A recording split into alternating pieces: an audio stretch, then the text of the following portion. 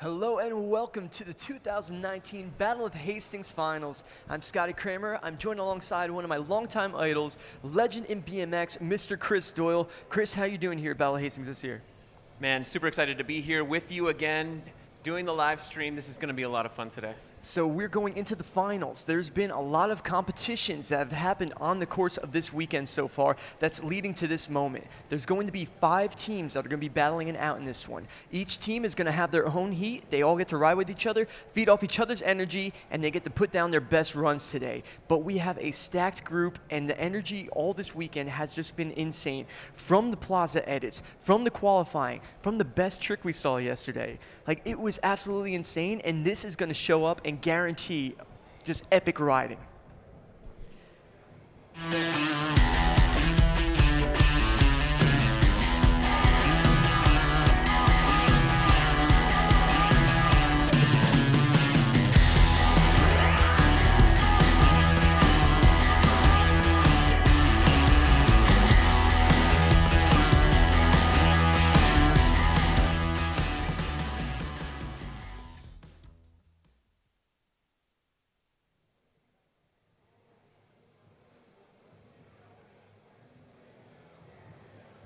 So now it's time to talk about the overall team standings. Like I said earlier, there's 5 teams that made it into today's final, and the teams were epic. They absolutely went nuts out there on the course. We're going to go over all the guys right now and show you who you were looking for, and there's a star-studded list right now. As you can see, the team captains right here, we have the first heat, we have Ollie Shields, we have Matt Ray, Declan Brooks, Isaac Lesser. The next heat in is going to be Brock Olive, Jackman Hins, Kalen Sutherts, Boyd Hilder. Heat 3 will be Sam Jones, Alex Donachie, Alex Hyam, and Dan Paley. Heat 4 will be Dan Lacey, Garrett Reynolds, Bruno Hoffman, and Lewis Mills. And the final heat that you guys will see is Simone Baracco, Courage Adams, Tom Justice, and Sergio Leos. So out of those 5 teams, there was team captains that picked each one of those riders to be on their team specifically. And as you can see, these guys are all the best of the best in BMX. We have guys like Courage Adams, who's a street master, but then you have guys like Tom Justice. Who on this list sticks out to you, Chris? Man, it's hard to find fault in any of these guys, really. But I mean, I'm looking at a guy like Tom Justice. A lot of people are talking about him this weekend. He's been, I think, the most talked about rider. And then, of course, Courage Adams. And there's a variety of people. We got guys like Matt Ray, Declan Brooks. I mean, all these guys could really pull out the stops today. And a lot of the guys you mentioned, we were sitting in here yesterday when we did the best trick, and we were watching Matt Ray throw out crazy tricks. We were watching Courage Adams and Tom Justice. And all the guys, really. So let's lead on. We'll get this contest going soon.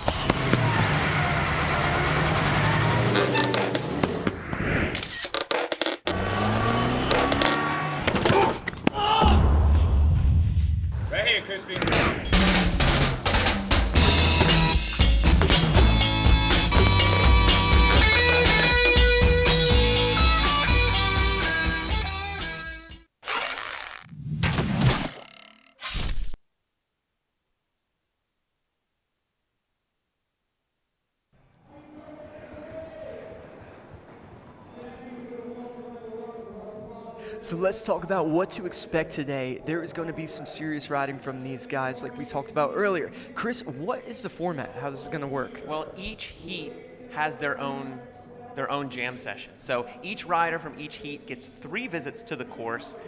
2 of those visits are like more of the run style that we're used to, and then the last visit to the course is best trick. However, these riders can try as many best tricks as they want, but only the first 2 attempts for best trick are going to count. So after those 2 attempts, the judges kind of have to look away. But we have a good variety of judges. These judges know what to look for. We have guys like Mark Losey, who's been in the industry for over 30 years now. We have your brother-in-law, Trey Jones. Yeah. So these judges really know what they're looking for. They all ride. They're all industry icons or riders themselves.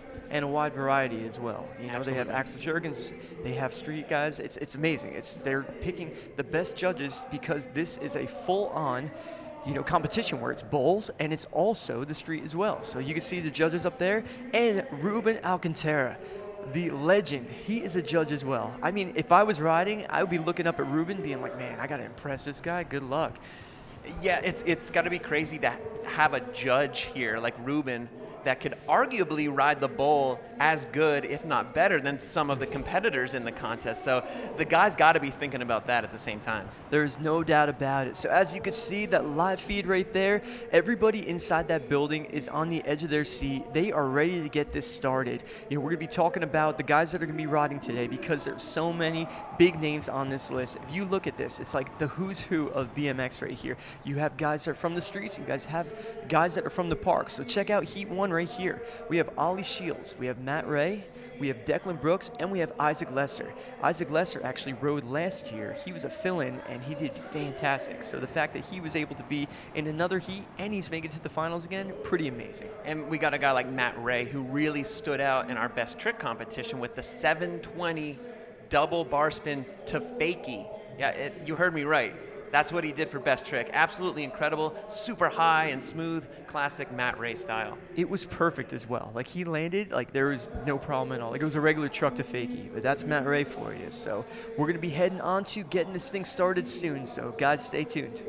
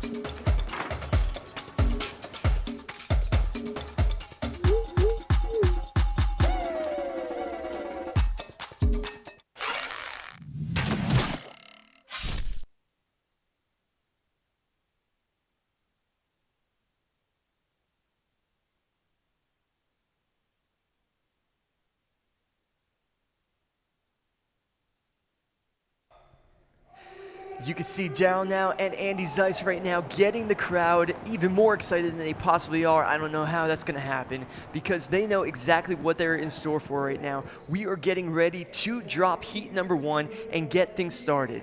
Like we said earlier, we have Ollie Shields, Matt Ray, Declan Brooke, and Isaac Lesser. Chris said about the format. The format is going to be so interesting in this one with that final trick. So that final trick, you are going to see the craziest things possible that these guys will be bringing out.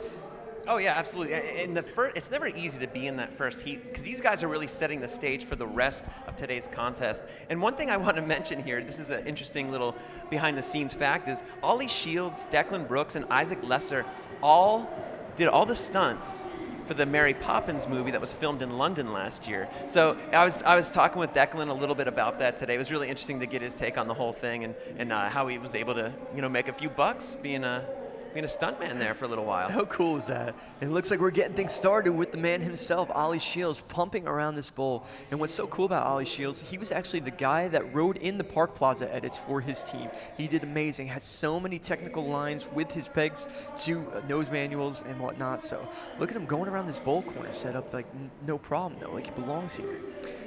And you got to keep in mind, in the preliminary events, only 2 of the guys from the team could ride, but now we have all 4 of the competitors on the course, and they each have their own runs. They can do their own thing. So it's a little bit different of a format from the prelims. But we are in and we are going. And like I said, it's never easy to be in that first heat. It's never easy to be the first guy. So you kind of feel for Ollie Shields a little bit. I mean, he's kind of setting the stage for how the rest of this contest is going to go. No, that is the truth right there. So Ollie had a couple of mess ups in that run. He tried to go for the tires across the A-frame rail, and he actually slipped off, had to take his feet off, but you know what? First one's the worst one, they usually say. So he's the team captain, right? He's got to lead his way through this. Actually, he's not the team captain. I take that back. Isaac Lesser, he's going to be the final one in there. But you know what? He's there to make his team captain proud at least. Yeah, absolutely. And you know what? I have to wonder. I got to wonder when Daryl now is packing his bag to come on a trip, how does he decide what shirt he's going to wear and what fanny pack that he's going to throw in his bag with him? That's the type of thing that I wonder watching a contest like this sometimes. I spoke with Daryl about his outfits, and he said that he has some outfits that he hasn't worn in like 10 or 15 years that he's still waiting to wear for the first time. It's impressive. Got him in the stockpile. Matt Ray is on the course. 270 bar spin drop in, showing you the suicide no-hander. Matt Ray is on course. And this is a guy that you really like, and it's a guy that sometimes it seems like it's hard for a guy like Matt Ray to even mess up. It's crazy, and my favorite thing about Matt is he looks so confident on everything he does. He looks like he's been there and he's done that, which is really, really cool to see. And not talking about just riding the bowl, but also, oh, look at that, 540 double truck. And it's crazy, he even did more of a rotation in the best trick yesterday, which is nuts.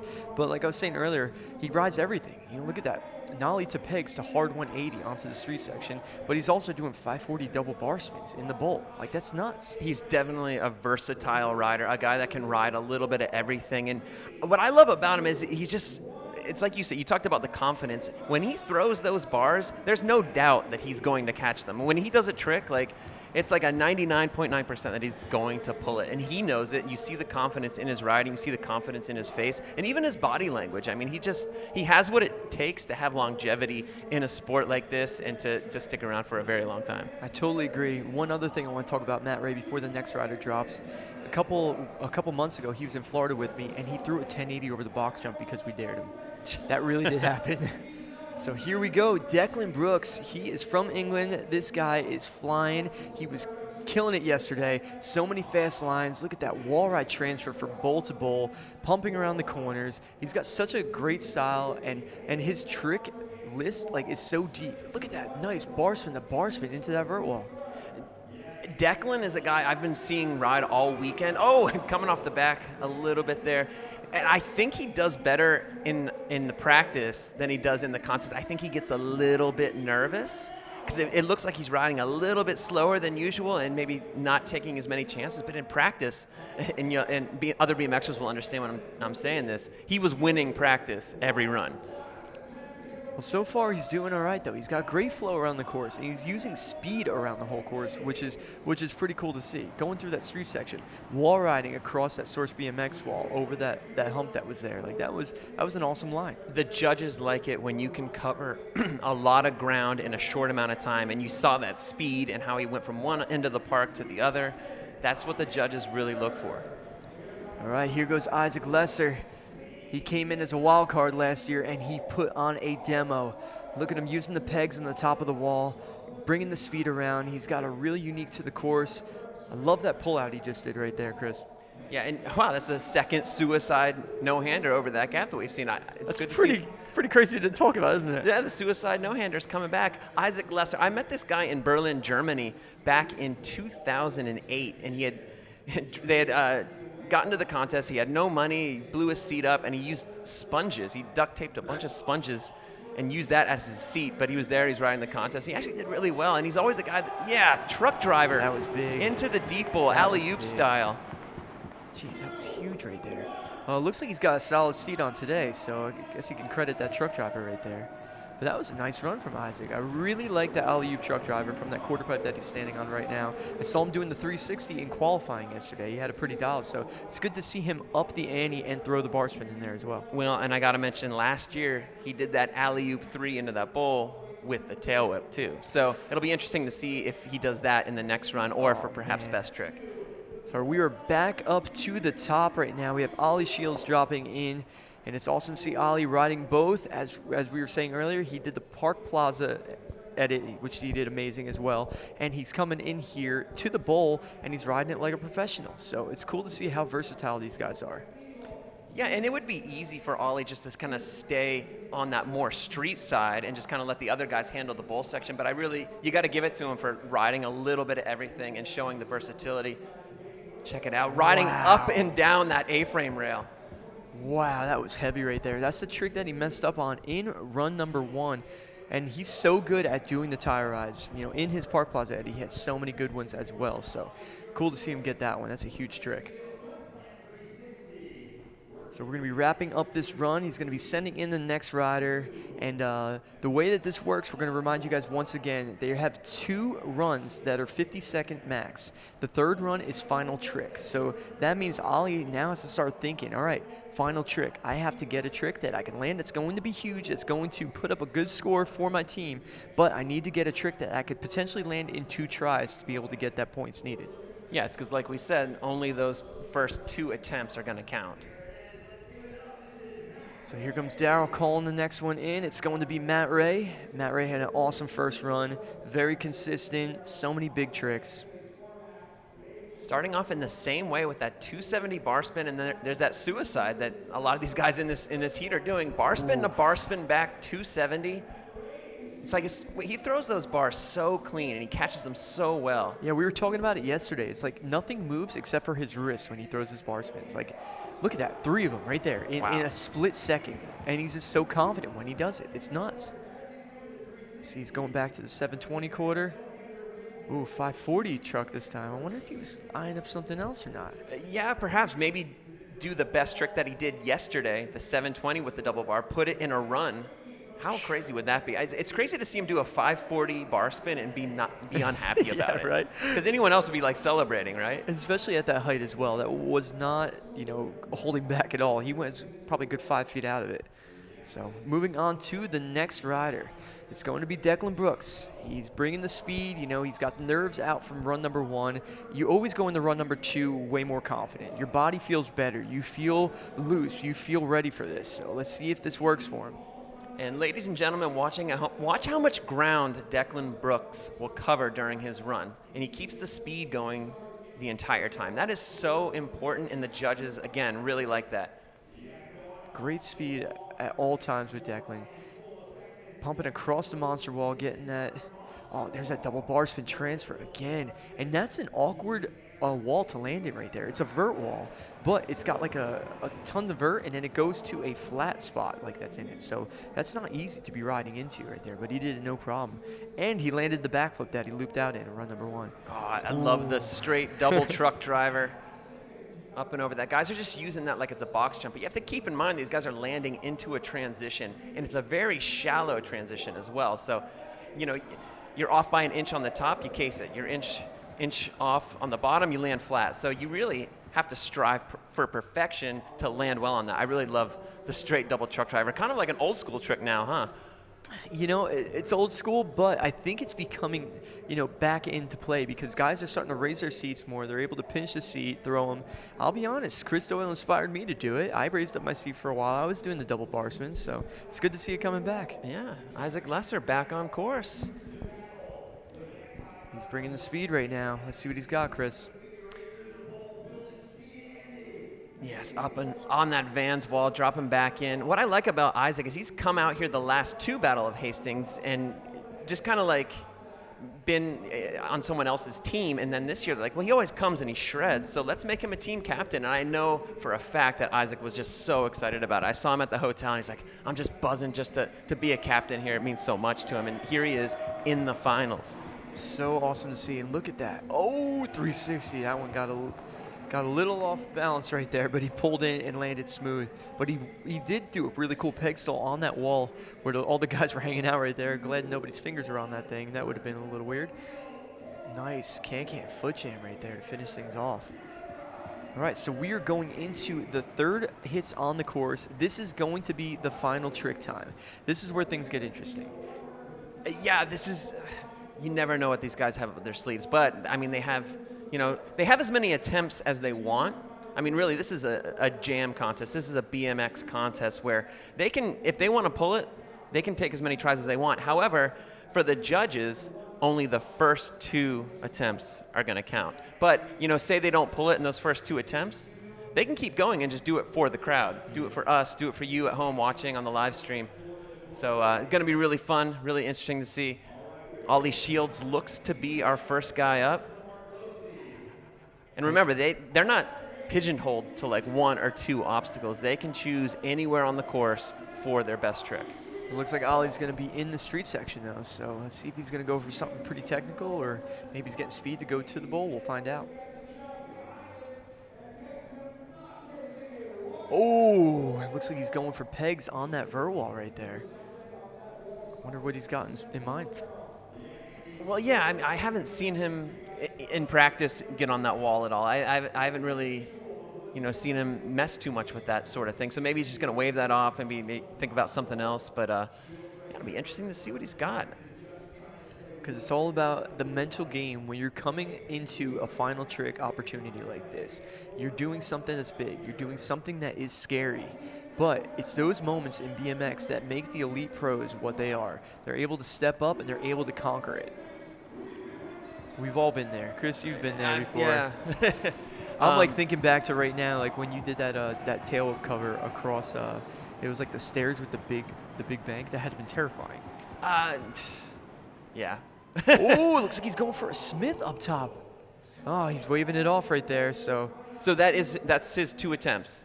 But should he really, really want to pull that for the crowd, pull it for us, he can still do that if he wants. But yeah, for the judges, that they have to look at those first 2 attempts and judge based on that.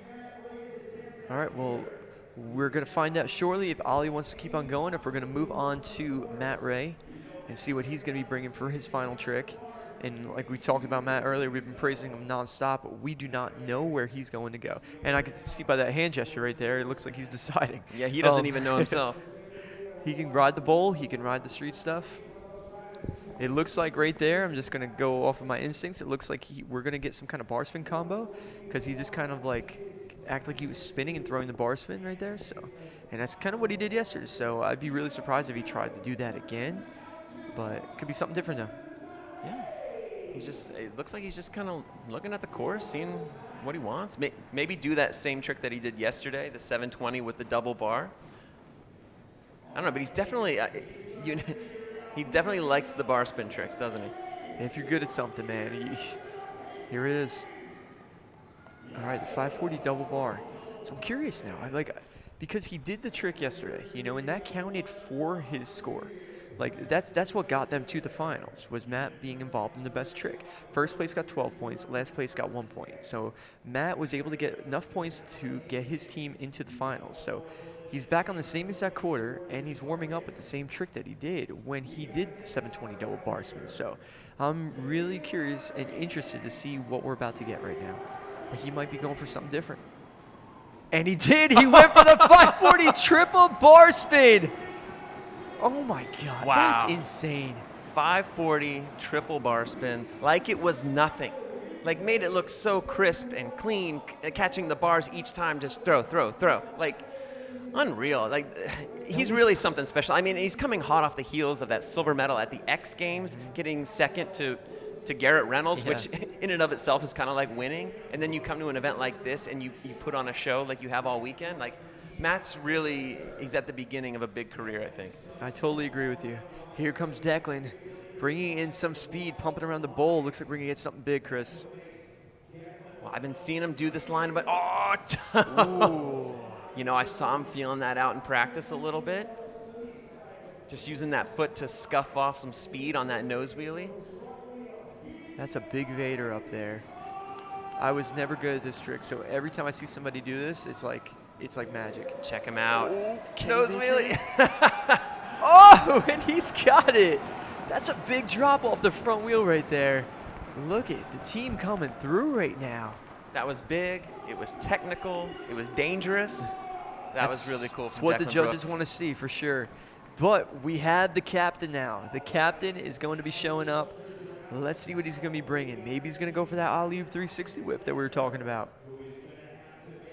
But again, you talk about tricks that these judges have seen these riders do. Does it hurt them at all if the judges know that he's going to do that alley-oop 360 tail whip? Does that hurt them? Could it hurt the rider because the judges are kind of just expecting it? I feel like it does, but we could be looking at something different. We'll find out right now. We might be counting our chickens before they hatch with him. Yeah, maybe he's going back bringing towards this speed wall. to the wall. Ice pick. Going for that ice pick. Oh, he's got the ice pick on the wall first try. And he did a double peg on that one, so that definitely upped his ante. Cool, so it looks like Isaac Lesser's team got 3 final tricks done, and they were all great tricks in their own right. So. Yeah, absolutely. It's cool to see a younger guy like Isaac Lesser still, kind of paying homage to the older guys, because we used to do all that stuff, like the fufanus on the walls, the ice picks on the walls. So it's cool to see a little bit more of like an old style, I think. Yeah, so that's heat number 1. We'll catch you guys in a second.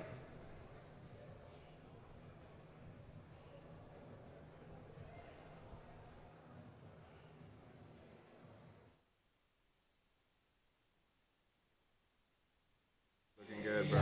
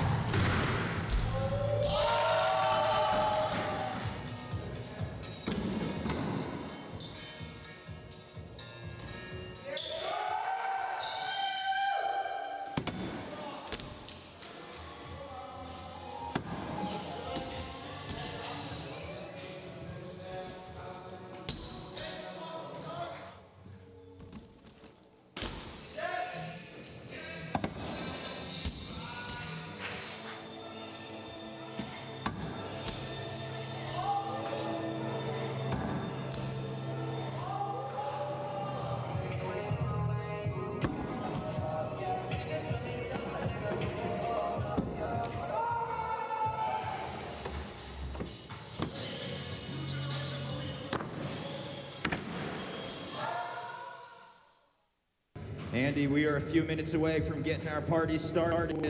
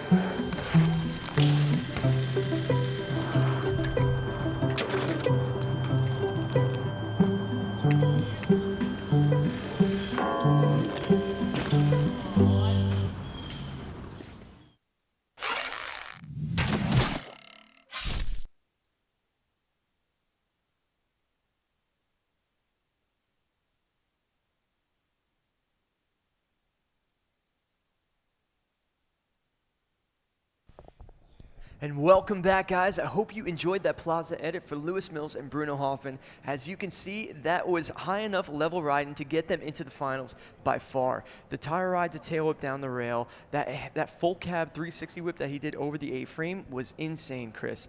But we're getting ready to drop heat number 2. The guys are currently practicing on the course, getting warmed up, getting ready to go, because we have a stacked group of riders that are about to drop.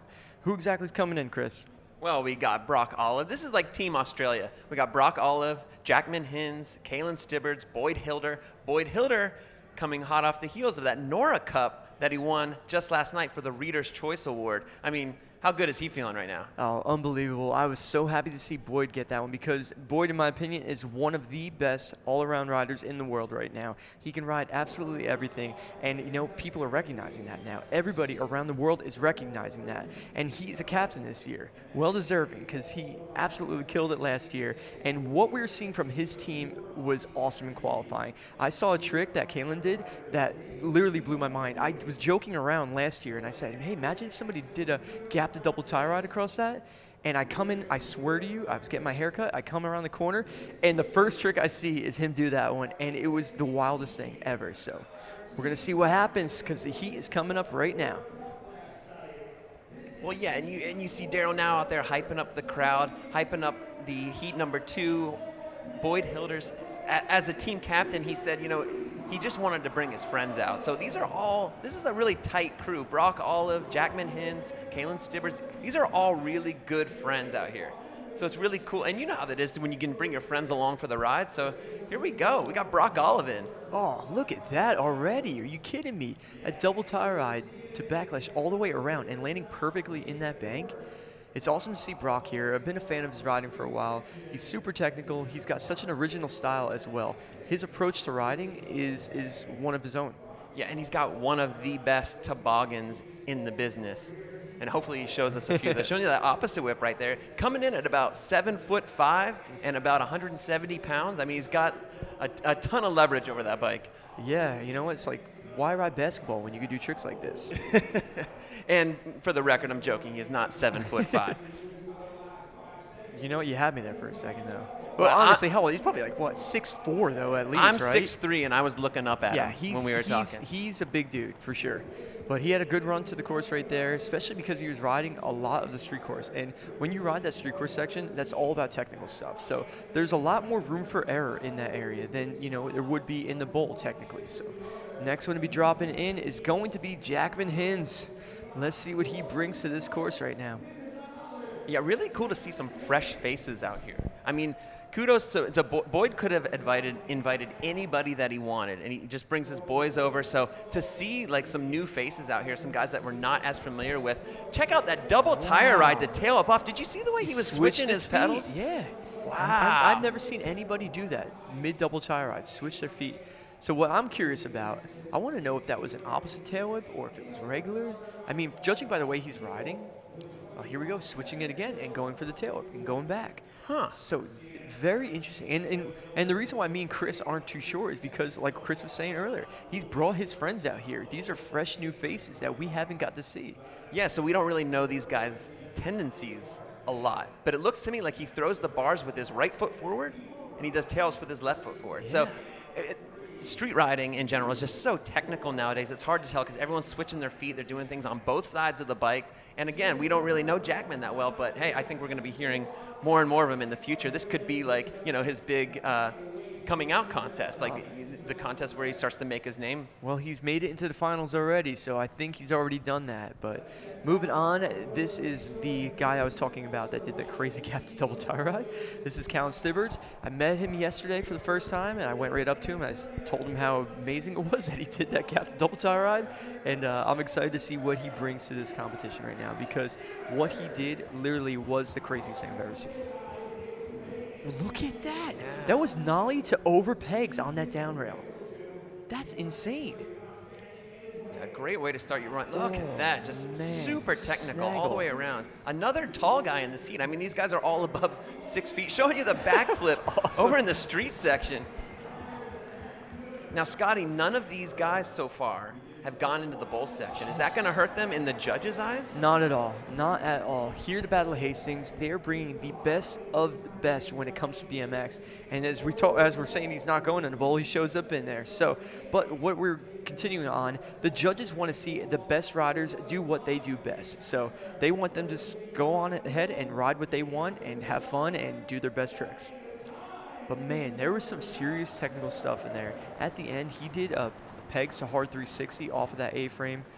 Man, he is really showing up and putting a statement on this team right now. And we still have the team captain dropping in. And he rode like a man possessed yesterday. Everything he did was perfect. So let's see if we can see some more of that. Yeah, and I've said it before, I'm going to say it again. Boyd Hilder is having one of the best years ever, and it just keeps getting better and better, as proven with that Nora Cup last night. Well deserved for sure. He's new sponsors and just contest wins. Won simple session earlier in the year. Look at And that he's showing you line. why. Yeah. Look at that gap in. He went so far from the right side and gapped all the way in. And like Boyd can do it all. He can go fast around this bowl, come up with like the lines he just did. We've only seen Boyd do those lines. Nobody at the Battle of Hastings did the lines that Boyd did right there. But he's able to ride both sides, not just the bowl, not just the street course. He can go to his left. He can go to his right. He could do foot jams on that huge wall, you know, on that opening right there. This guy's a real deal. He's an all-terrain vehicle. I mean, the guy can ride everything, and he makes it look so effortless and so easy. Ending it right there with the that was Canadian beautiful. 360 to fakie. Awesome first run for Boyd. A little more than what we saw, you know, more of the same what we saw yesterday. Yeah, I mean, we've come to know what to expect with Boyd. You know he's going to crush it. You know he's going to ride a little bit of everything. He's going to cover a lot of ground. He's going to hit the rails. He's going to hit the transitions. The guy can do it all. And I'll tell you what, you know, after he won that Nora Cup, he was partying pretty hard last night. I saw him coming in the hotel quite late, you know, and he's showing up like a true professional today. Well, that's the power of youth. A lot of these guys, they go out, they have a good time, and then they can still crush it at the contest. Me, myself, I never could, but hey, kudos to these guys. Oh, there it was, Chris. Brock Olive, showing you that toboggan I was talking about earlier. Just how can you dip a toboggan like that, only being that high off the ground? I mean, he was, that was out of switch pegs over the rail. That was nuts. Once got the cover of Ride BMX magazine doing a huge toboggan at some banks out in California, and it's just, I love the way he does it. He does it so proper. It looks like he's doing it on a dirt jump. Great run, though, so far. A lot of unique tricks, a lot of stuff that only Brock is doing right now. So, and I mean, we could say it about this whole team in general. Like, Boyd did such a great job handpicking. I mean, it's his friends, I know that, but like these guys, just being able to give them an opportunity to showcase what they got in front of the BMX world. Everybody who is anybody is at this competition this weekend. All the industry guys, all the riders. Brock, you know, he looks like he's a bit tired already. I think it's been a little while since he had to do two 50-second runs back to back, but he still has the final trick, and that shouldn't take too much energy. And it's a long way here from Australia, so these guys are probably still feeling the jet lag a little bit, probably still feeling some of those late nights that they've been having. But you know what? They're out here, they're shredding, they're showing their individual styles and doing their thing, and they're here in the finals in one of the biggest contests of the year. Here's Jackman coming in. So much technical riding from this guy. I am so curious to see some more tail whips, see how he switches his feet. Maybe he'll do a triple bar spin into the bowl this time around. We haven't really seen him on the transition. Then he drops in and does a triple bar spin. There's the tail whip again, switching his feet. Yeah. But there's the tail whip again, and that was downside that time. So he still switched his feet. So I've never seen somebody switch their feet only for tail whips. But everything that he does, he seems to do, you know, not in a goofy manner. His spins, everything just seemed to be regular. So this is one of the first. And you have to remember on that first run, well, let's check him out here, showing the opposite feeble to fakie. On that first run, he did a double tire ride, and in the middle of the double tire ride on the rail, he switches his feet. So he's like keeping his balance, switching his feet, and then tail whipped off. That's a lot to do all in one run. But here's team captain dropping back in, carving in, getting some speed. This guy's the real deal. Looks like he's setting up on top of the wall. That means there's going to be even more speed. Look at Tommy Dugan. Looks like he's got dislocated neck against that concrete pillar over there. Hope his chiropractor is not watching this one. All right, there we go. It was a false start. Boyd was just getting the position. We forgot about Kalen right now. One of my favorite riders of the weekend for sure. Definitely one of the surprises Look of this weekend. at that right there. And he pulls He it. saves it. 182 backwards over tooth, opposite side. That was nuts on the A-frame. Carving in the bowl, such great style and control. Big tricks, big beard, tall guy. Super nice, though. He's kind of an imposing. Oh, look at the flare. Wow. He's able to even adjust his hat in mid-run right there. That's impressive. See what he brings for his latter part of the run right now. Look the at that, nose right press, there. the Nose 180? press 180 is that's serious over that. In a tight area, you got that rail at the bottom, and that quarter right there is not like a standard quarter. It's like got a quick transition at the bottom, and then it's like prolonged and like close to vert but laid back at the top. So very very hard to do. Yeah, definitely a kooky transition there to come in on fakie, but he rode through it like a man. That was a good showing again from Kalen Stibbards. Team captain up in the Eagles' nest right now. Let's see if he's going to be dropping in, bringing in some serious heat or not. Yeah, that's a stupid question. Of course he is. Oh, Boyd! Oh, no way. So what's crazy about that is he did that similar line in his best trick yesterday. He did feeble to Smith and then bar spin in across it. And he did it pretty early on in the best trick. And he's like, you know what? That's it for me. And he actually sat out the rest of it, conserving his energy. But Boyd straight back in. Double peg grind across, dropping in, pulling away from that one. Let's see if he can keep the momentum going in the rest of his run and get some points on the board for his team. It was very smart of him to keep on going, though. Some guys, they would be discouraged, and they're like, you know what, I crashed, my run's ruined, that's going to be it for me. But Boyd, not the case. Look at this technical line that he did right there. Canadian nose press on one side, switch Canadian nose press on the other. That's serious stuff right there. And like so many great riders before him, he is running dreads. Yeah, but the dread movement is coming back, I swear. But a little later, we're going to see the ultimate dreadlocks when Tom Justice gets on the course, that's for some sure. serious dreadlocks flowing in the air. But, impressive showing from Boyd Hilder, of course. And we know that he was capable of doing the feeble to Smith to bar in. And I think that's what he wanted, put it in his run. That would have been really cool to see. But unfortunate for him, had a little bit of a bobble there. But like you said, he kept it going. So therefore, he didn't just call it. The judges still have something to judge off of. There's still a chance for sure. And that's all that matters right now, to get on the podium. Now we are on to the final tricks. This is going to be Brock Olive's attempt. Like we're saying earlier, there is 2 attempts at this for the final trick to count towards the score. If they want to keep on going, they can. Ooh, it looks like he's going to go for a tail up to manual down that ledge right there. It looked like it was going to be a tail up to manual. Had to settle for the double tire ride, but let's see if he's got it. Maybe he'll surprise us a little bit and do something else, like maybe tail up to manual to 180. Who knows? You never know with these guys. I would be perfectly content with the tail up to manual, though.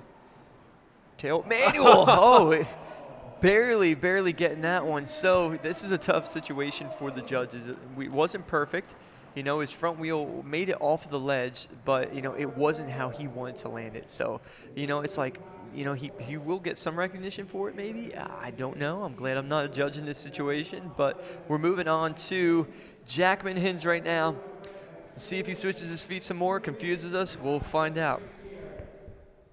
Yeah, and a lot of times it's not necessarily what you do, it's how you do it. And we saw that with Brock Olive there. I mean, like, he kind of messed up there towards the end. So, yes, he did the manual, but, maybe not up to his standards. Ooh, bar spin. Might be to a manual on the top part there. It looks like he might have slipped down into an ice pick. That's a serious trick down there. Like, if you think about how wide tires are, how wide the coping is, gapping that far down that A-frame rail, that's a long rail to the bottom. That's got to be at least 6-7 feet from the top. So here we go.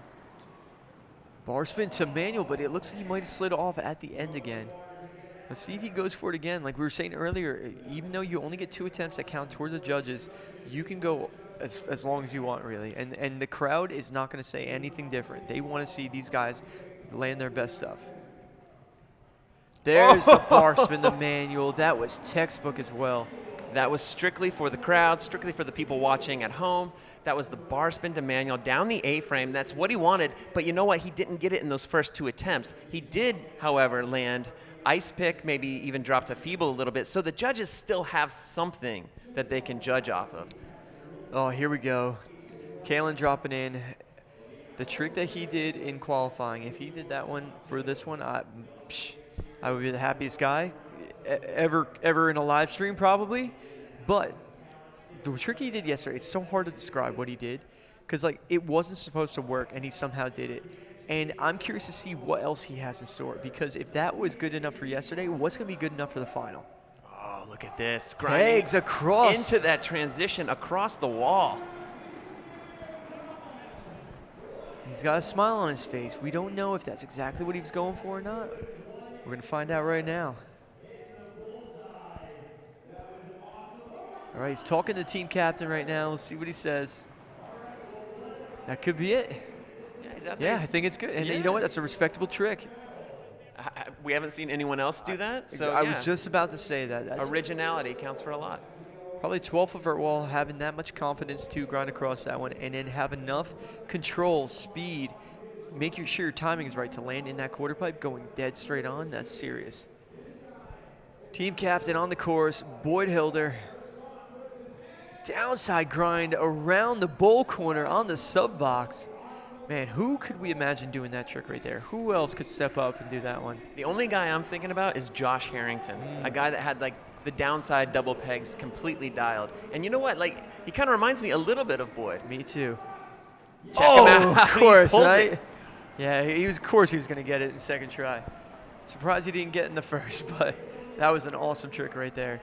That was one trick I was never great at. I was always decent at it. I could do it on a quarter pipe, but if you had to tell me to do that on the sub box, no possible way. That I have so much respect for anybody that pops that one out. So Yeah. we are going into heat number 3, guys, any second now, but we're going to be going through a couple little things. We're going to show you guys another Plaza video and talking about heat number 2.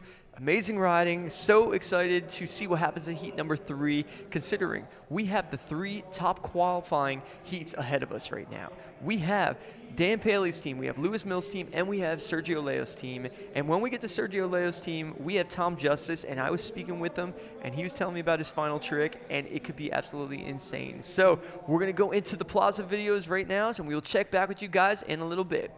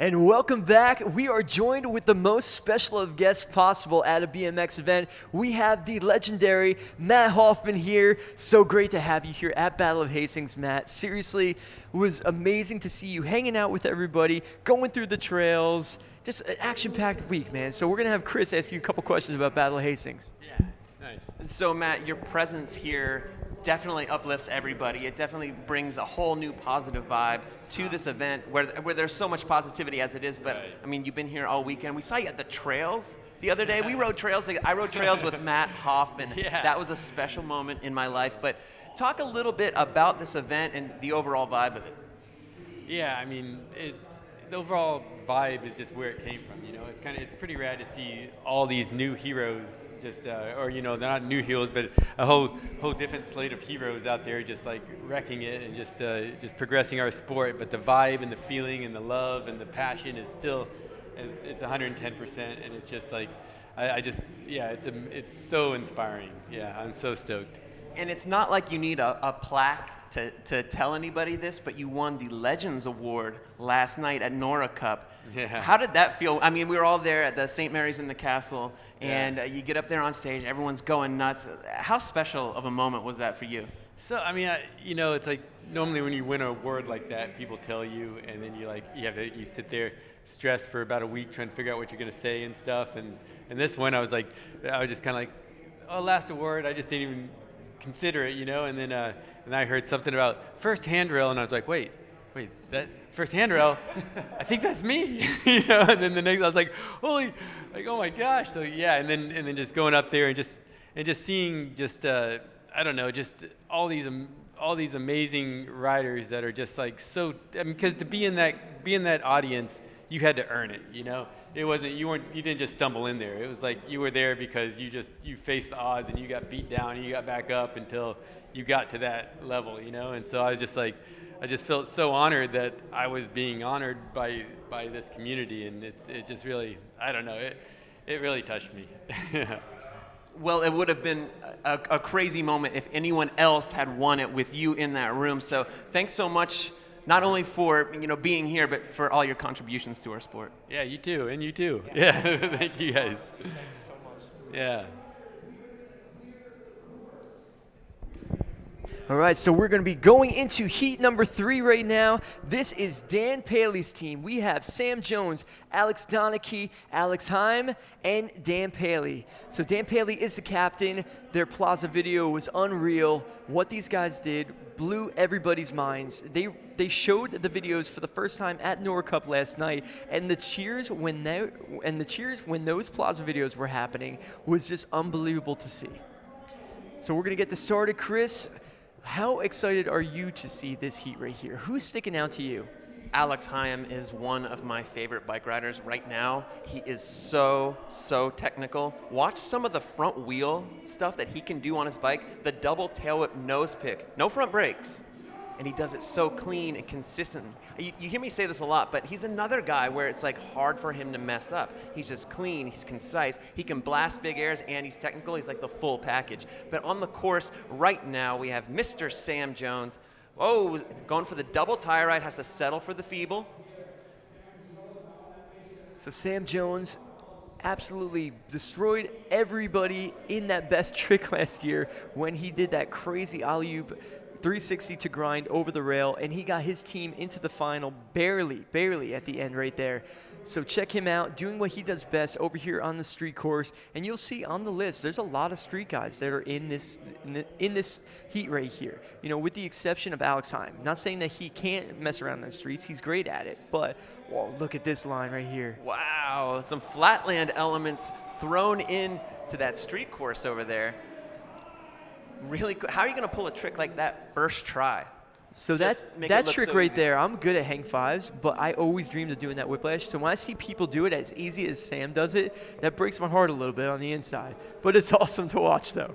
Tons and tons of balance from Sam Jones, and looked like he had a little bit of first run jitters, maybe bobbled a little bit here and there, but nevertheless a good first showing. And the judges are looking at overall impression too. They take all these 3 visits to the course, and it's overall impression. Next one dropping in is Alex Donachie. This guy is the real deal, has so many technical moves. He is capable of doing stuff that nobody has ever seen before on a regular basis during his session. Crank arm grind up the A-frame and down the A-frame. Coming back over to the rail where he does his best work. Oh, look at that line. Feeble grind across. Look at that. There's a tooth hang to crank arm down the rail. Like, you shouldn't be able to do this stuff first try. Yeah, and Alex Donick is an X Games gold medalist. He won the X Games in street over in Sydney, Australia last year. So, I mean, he's a guy that knows how to handle the contest pressure and when to, put it on. And here's your standout right now about to be dropping in, Mr. Alex Heim. Why don't you take this one, Chris?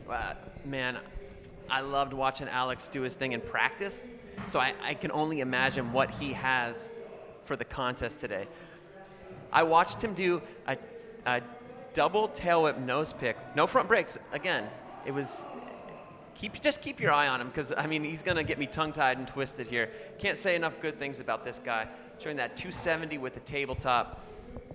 And I love his flow, his ability to do these technical tricks like you're talking about, but he also can go high. He could do some of the most insane 270 gaps. Me and my little brother, we were talking a couple months ago, and we think that Alex Heim has the best 270 in the game, because he could do insane transfers, like the spine to quarter sideways transfers. Like, he's able to fit into him, no problem at all. Like that 270 he just did up on that top thing was picture perfect. But nice 540 variation, and there's the 360 whip to foot jam. Like, that shouldn't happen first try. Just first try, like he was just turning around on the quarter pipe. That's how he turns around on a quarter pipe. He does the 540 nose press. Check this out, 180 tail whip into that bowl. Perfect as well. First try, easy as you like.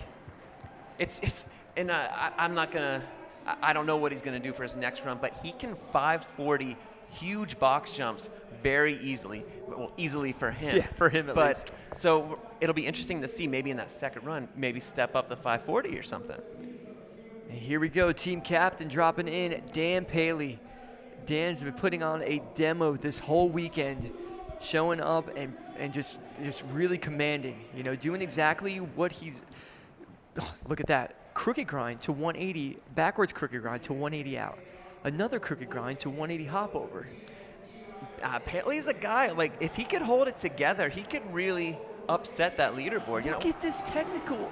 Chris, how much just happened in that short little amount of time? It's insane. Man, it happens so fast, and it's so technical. He's still going. Yeah, like, this is 540 nuts. Over the roller? Oh, my goodness, man. Like, if he would have handled that one, that it literally would have been the most high energy, most intense run of the day for sure. Look at that, relaxed 180, switch crook down the rail to 180 out. Now, you're a lot better at telling what's regular and what's opposite for these guys. I struggle a little bit more because they look so comfortable. How did you know that was his opposite side? The reason why I knew it was his opposite side was because Dan Paley, he's a regular footed rider. He's regular footed rider, meaning that he rides, right foot forward and he grinds on his right side. So, a lot of these guys, it's becoming really hard to figure out because they're switching their feet while they're doing switch spins. So it looks regular, because usually it's uncommon for people to be goofy footed, but it's getting harder to figure out. But look at that start in this one. That was a nollie to crank arm grind over right there. Tires down. Sam Jones, I've been watching him ride for a few years now, and I remember seeing the videos, and when I finally got to watch him ride in person, it makes you buy into the hype. You're like, this guy really is the real deal. Yeah. Yeah, and it's amazing some of the technical tricks that these guys are able to do. It seems like a few years ago, a lot of these links and a lot of these combos would have taken, 10, 12 tries, but these guys are able to do them first run. Check that out. Crooked grind, double tire ride, bar spin in. I mean, more than a mouthful right there. These guys have so much dial. I know it looks like they're moving a little bit slower and maybe they're a little bit lower, but these tricks are so, so difficult. Oh my God. Nollie, 2 tires to bar spin out across that. That was a hammer run from Sam Jones.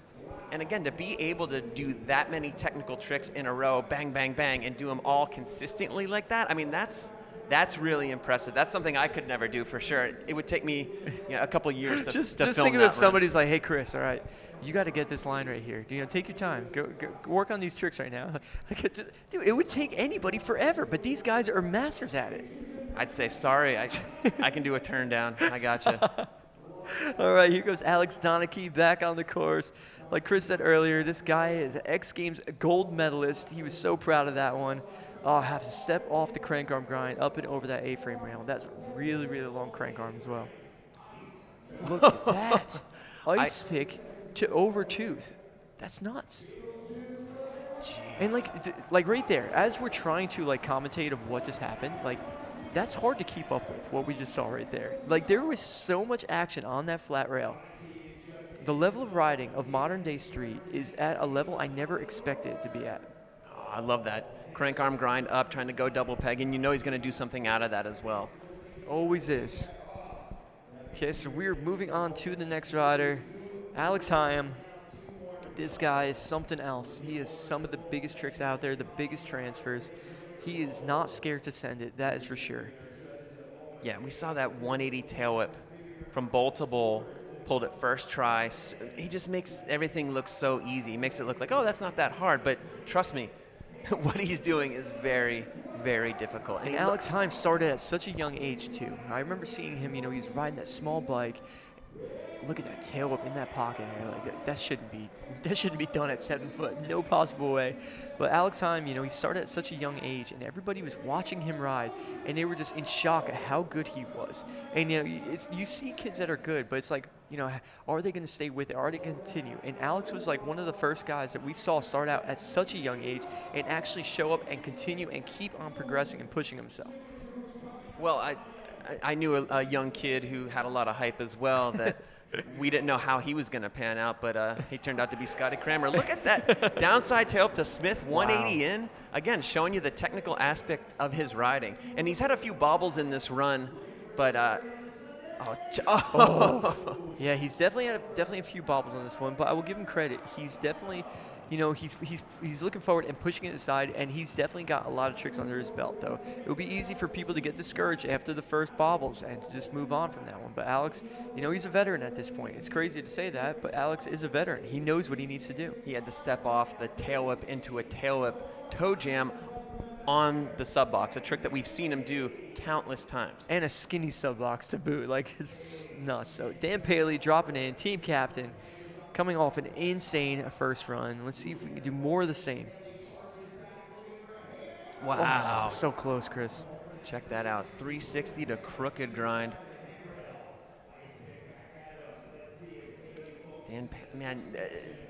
Dan's a funny. He's a funny guy to hang out with too. He's got a lot of personality. Usually puts a lot of personality into his riding. Just a good all-around guy. I saw him have a dance-off at Nora Cup last night. Is that right? Yeah, he was in the front row and he just had a dance battle with somebody. He's down for a good time, Dan. Sometimes if you're gonna battle, might as well be on the dance floor. It is Battle of Hastings, isn't it? All right, looking for that 362 crooked grind on that rail right there. Sometimes these guys have their heart set on doing a certain trick, so it's hard, in a situation like this where you're like, all right, I know I have my final trick coming up, and he probably has something already planned for that one. But Dan, he wanted to do that trick in that run. He was trying his hardest to get it going. So back to the final run. Here it is right now, the very start of it. It's going to be Sam Jones. He's going to be our first rider in. We're going to repeat this again because we don't want you guys to get confused. This third run is technically the final trick. They get 2 chances to land their final trick to count towards their score. If they don't land it in 2 tries, they can still keep on landing it for the crowd if they want to. If not, they can just wave it off. Oof, we're getting where's he something going technical. with that? Double tires up, trying to land in a hang 5. A hang 5 is a nose wheelie with your foot on the front peg, and you kind of use that other leg to balance yourself out.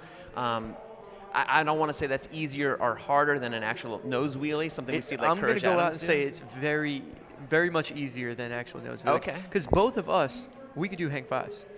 And if you told us to do a hang 5 or a nose wheelie where Courage Adams was doing it yesterday, I'll say it for us because The nose wheelie level right now, where these guys are at, is just insane. You got Courage Adams doing the nose wheelies just straight in, locking in like it's regular manual. You got nose wheelies like Jason Watts, who does the knack and the can variation, seat stand variation. Like, this is things that we never thought would be possible, but in modern day BMX, it's at that point, which is nuts.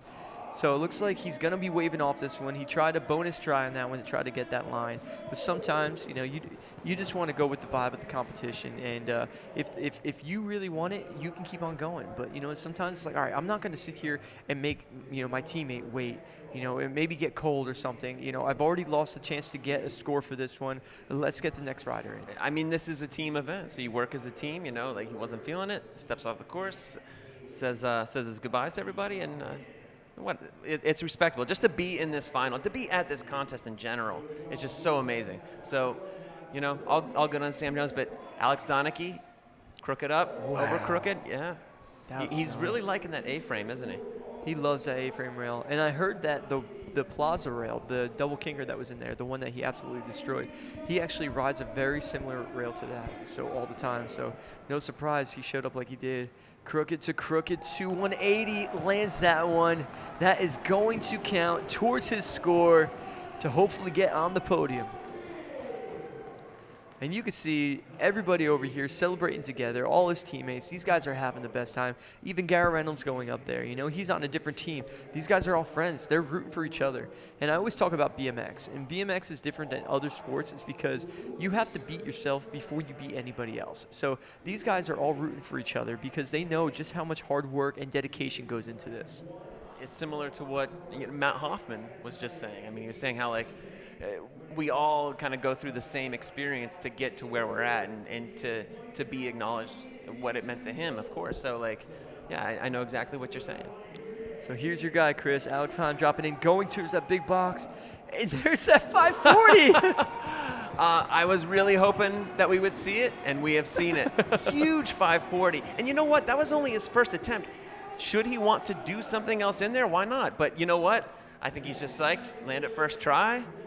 Go get yourself a drink. Say hi to the boys. That was huge, though. He was so high up there, rotating so slow, landing it first try. Great to see Alex Heim landing that one, riding away. But we still have one rider left in this one, the team captain, and let's see if he can show up for this best trick right now. Be interesting to see what Dan Paley has up his sleeve. Maybe get that 360 to crook that he was chasing in his second run. Oof. And it looks like that's what he's going to be trying. But man, Right. it looked like when he was trying it in his second run, he got pretty close, and then it's just kind of gone downhill from there. And sometimes that can just wear on you mentally. You're right. You're totally right. I've been there before on tricks when it just gets further and further instead of getting closer. But sometimes it just takes one attempt to make it click. So let's see if he can get it right now. 360, crooked. Oh man, he missed back peg again. Oh, so that means that he will not have a best trick that is going to count in the finals on this one. But if he chooses so, if he feels up to it, he can get back up and give it another attempt. Yeah, it was nice of Ryan Fudger there to help him up off the ground. Yeah, I noticed that as well. Very nice of Ryan. Or just stand there and look at him, Ryan. I think the camera was working there for him now, so I think we might be seeing it on our BMX. Ooh, it looks like Dan's holding his wrist, actually, so that might have been a tough break for him. All right, well, that is going to be wrapping up heat number 3. We are going to be going into heat number 4 shortly. That was an awesome heat, and the level of riding, like we were saying in the beginning of this, we told you guys it was going to be at a top level, and it's only going to get crazier. So we're going to be leaving you guys shortly, but you guys are going to be watching some of the Plaza edits. And the Plaza edits were absolutely insane. The level of riding was unreal. So you guys make sure to check this one out, and we will be coming back in with heat number 4 after this.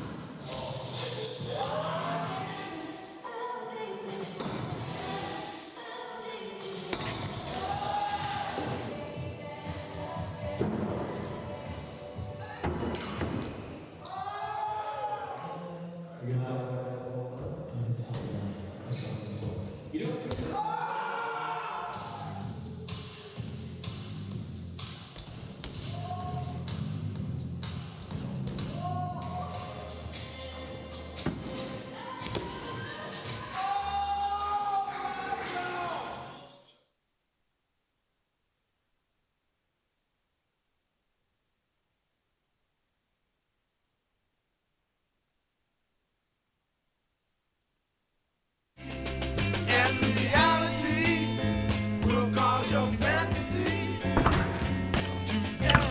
Cause your fantasy to die, die, die. Oh, reality will cause your fantasies to die. Cause your fantasy to die, die, die. Oh,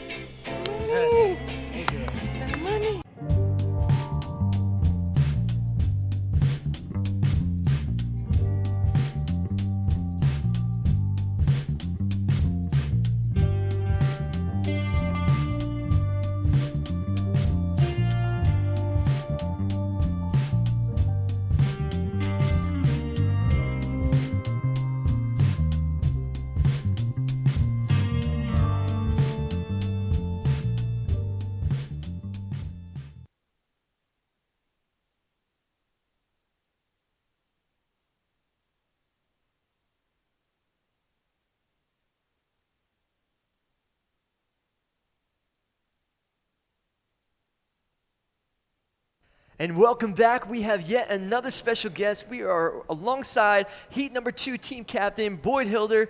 Dude, so good to have you here. Chris, how excited are you to have Boyd Hilder sitting here? I don't want to make this awkward, but Boyd's one of my favorite bike riders right now. So it's a little bit weird to have him sitting right beside me and tell him that. But we did just have Matt Hoffman, so it's a little bit more comfortable interviewing you. Boyd, you're having literally one of the best years ever. Contest wins, new sponsors, new edits. And now here we are at Battle of Hastings. And I want you to talk a little bit about your history here at Battle of Hastings, because you've had some real highs and some real lows. Yeah, well, just for starters, it's like a dream just to be here and enjoying it, especially sitting beside you two legends. But yeah, Battle of Hastings for me started off first year, rode everything, come to the last trick, had a bit of a slam, broke my jaw, unfortunately, spent another week here in the hospital and whatnot. Turned out okay, come back, got on another team with Jason Watts and the boys, ended up getting first, you know what I mean, like the best turnaround, so it was already amazing. And then with that, I got to be a captain. And so then I just bring all the boys out just to really like soak it up and just enjoy this event. Yeah, you guys were definitely a standout, because you guys are all obviously like really good friends. So you just wanted to pick some of your close friends from back home, get them over here for this event. Now, are any of them a little bit intimidated to be at a big contest like this? Well, yeah, they're all just like underground killers, you know, like it's kind of hard to like get over to events when you're from Oz, like the flights are expensive. But I knew all these boys, I know what they can do. They're just all shredders.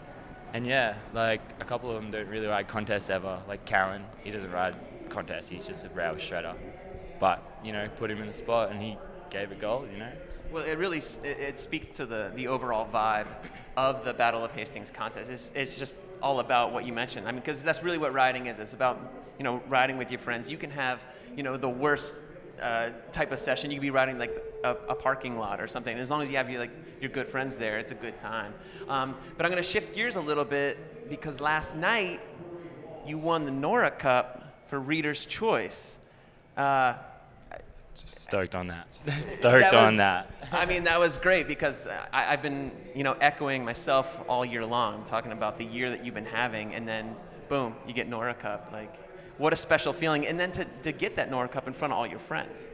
That's what topped it. Like, I was just already coming out here to just have a good time and enjoy it with all my best mates. Like, especially the format this year, we get to go back to back with all my good mates, and I was like, this is a dream. And then get Nora Cup, which is another dream come true, like, insane. Yeah, absolutely. It definitely speaks to the type of year that you're having. So good luck with everything, and it was an absolute pleasure to watch you ride yet again. Thank you. Cheers. So we're going into Heat number 4, we have Team Mills. We have Dan Lacey, Garrett Reynolds. We have Bruno Hoffman, and we also have Lewis Mills, who is the team captain. This is going to be sick. Heat number 4, this is going to be epic. The crowd is ready to go. The riders are ready to go. The energy in this building right now is something like you've never witnessed before.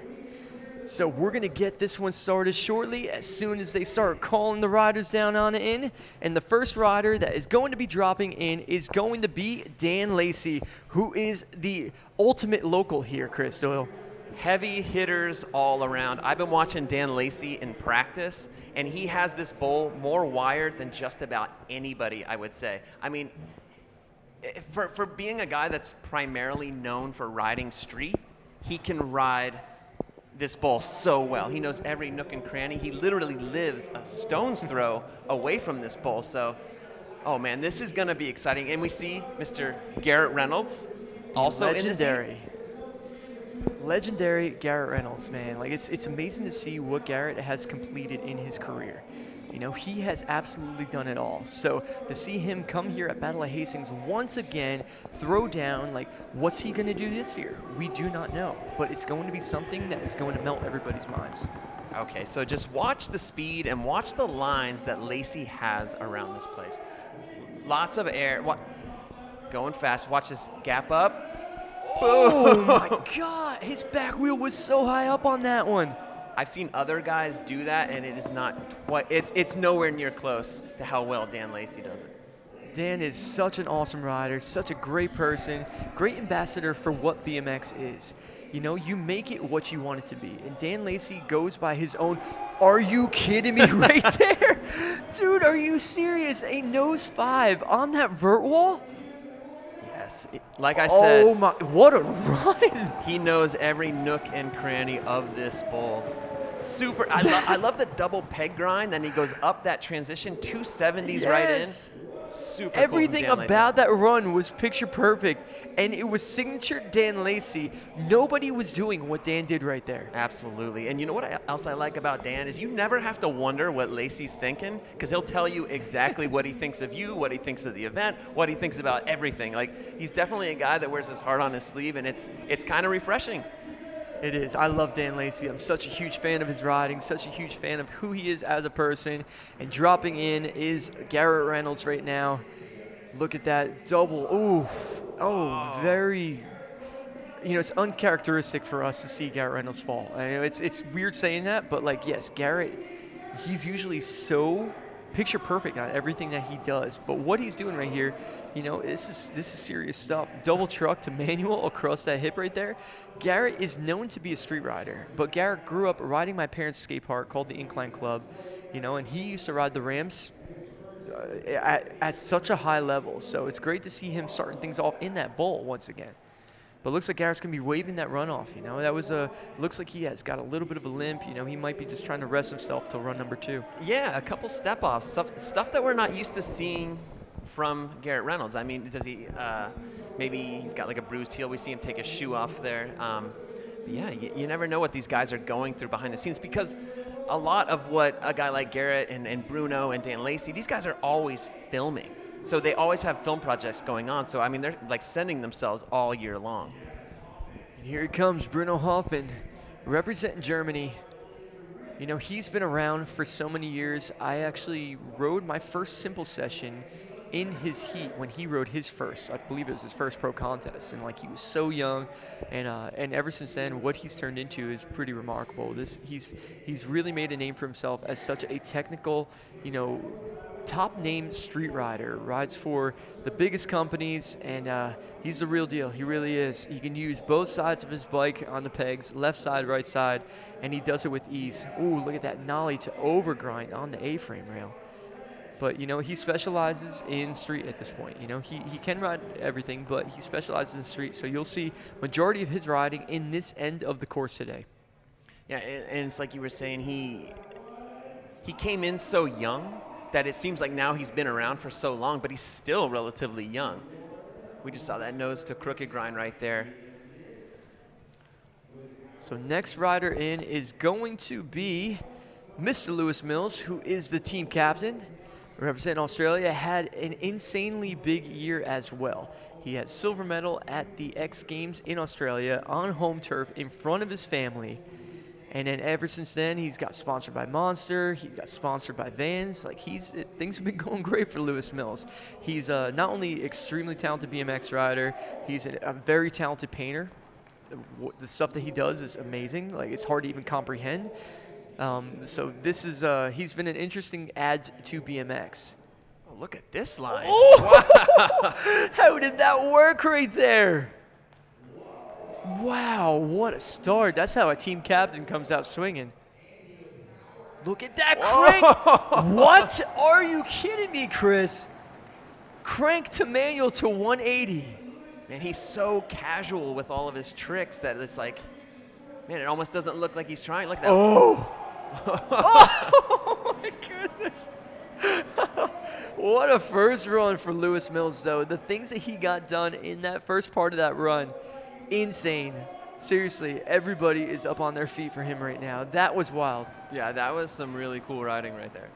And like I said, Mr. Casual, he just made everything kind of look like, I'm just cruising out here. And that's how the elite riders do it, though. That's how all the guys, that are at that level, when you have things that dialed, when you have, your riding that controlled, everything that you're going to be doing is so worked out. It looks like it's easy. It actually looks like it's not even something that you actually have to try for. Speaking of it, we got Dan Lacey dropping down the course, asking people to move out of the way. Let's see what he's going for here, Chris. Coming in, gapping into the smaller bowl, continuing his line into the bigger bowl, bringing some speed again. Let's see what he's got. Loves that transfer. He loves it. I love it. I'd like to see it every single run if I could. And I'll say one thing, Chris. You got to respect him for his turn down. Chris Doyle is, the most legendary turn down of all time.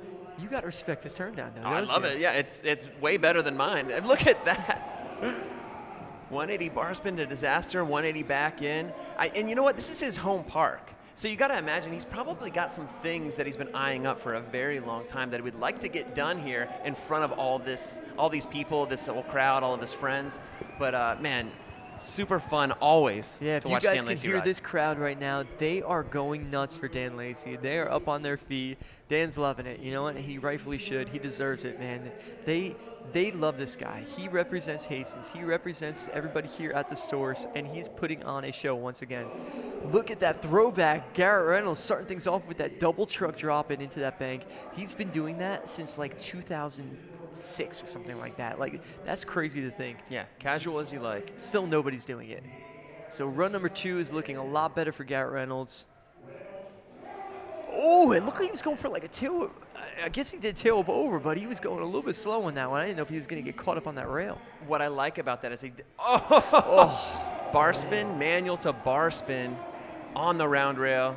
Precision from Garrett. This is more typical to what we're used to seeing is the Garrett Reynolds that doesn't really mess up too much. Yeah, that's why we were in such shock when run number 1 started off the way it did, because this is what we're used to seeing, what BMX is used to seeing from Garrett. So great run number 2 from Garrett. So much technical tricks that only Garrett Reynolds is capable of well.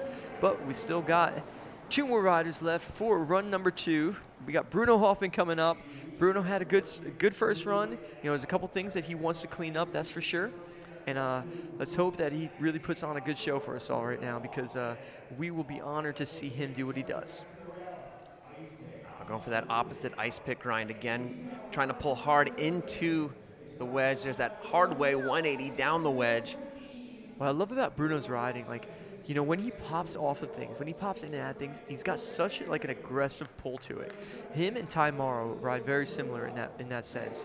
What they do is just so it's smooth. It looks controlled. It looks like they know exactly what they're doing. But when they do it, it looks aggressive, and I think it's such an awesome look. 180 crooked grind.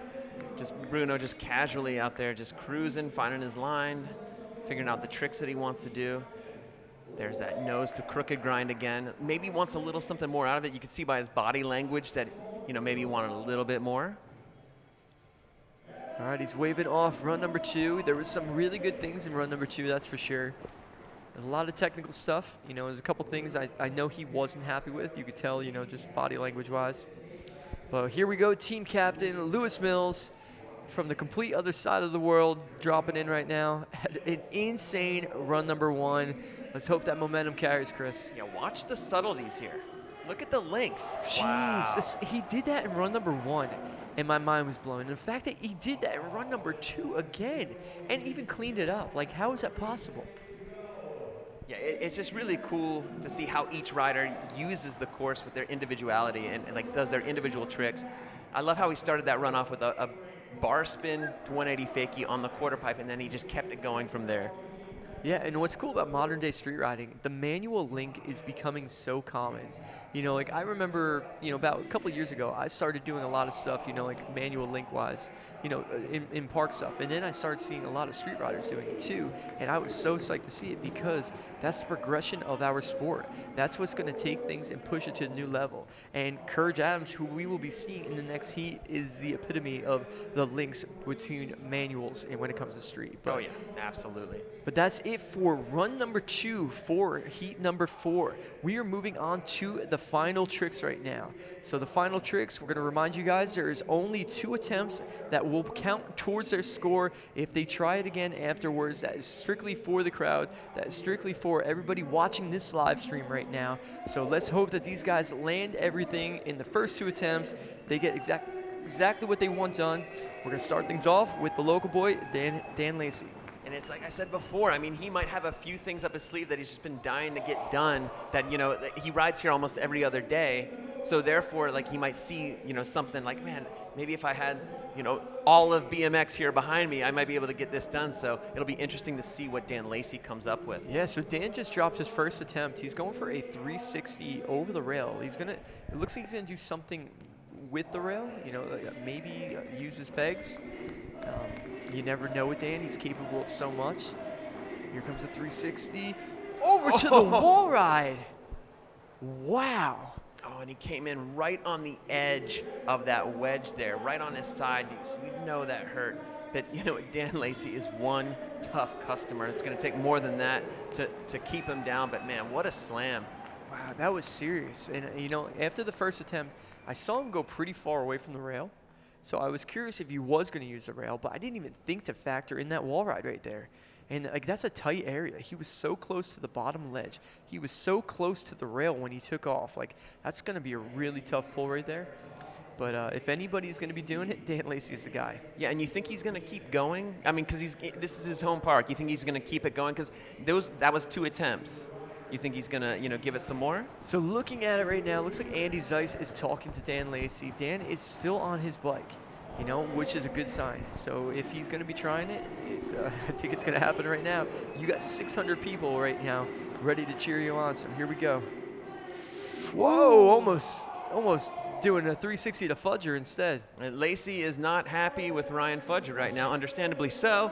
But looks like he maybe want to be go over the rail and maybe land in like a Rubin style on that wedge. And like I said earlier, it's going to be a tough one to do because the way that everything lines up, it's very skinny, the takeoff between the rail and between the ledge. So he has to go up in almost a straight line and do a complete 90-degree turn with momentum to get it to that wall. So that's going to be the hardest part about this, is timing of this one. So will this one work? We are not too sure.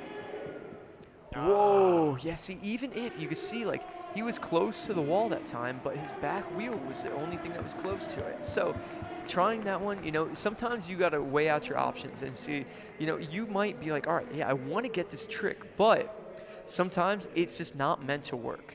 Yeah, it's a tricky angle coming over the rail and trying to connect with the wedge like that. So it looks like we're going to be moving on to the next rider, which is going to be none other than Garrett Reynolds, the greatest of all time when it comes to street.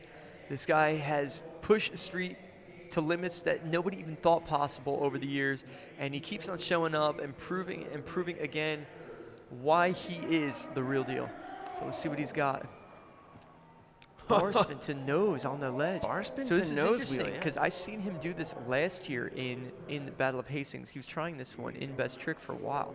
He was trying to do bar spin to nose wheelie, to late bar spin out, but he was having such a hard time getting the bar spin out of the ledge right there. He actually even switched it up and went to a different trick from what I remember. So if he can get this one right now, this would be pretty big because I know this one was a full battle for him. I love the fact that I love watching a guy like Garrett Reynolds have to try. Because usually it seems like things come so easy. There's the nose. Oh, the bar's into the nose. I mean, that's for me. That's a very impressive trick. But It is. you know that Garrett Reynolds wants more, and you know that he's capable of more.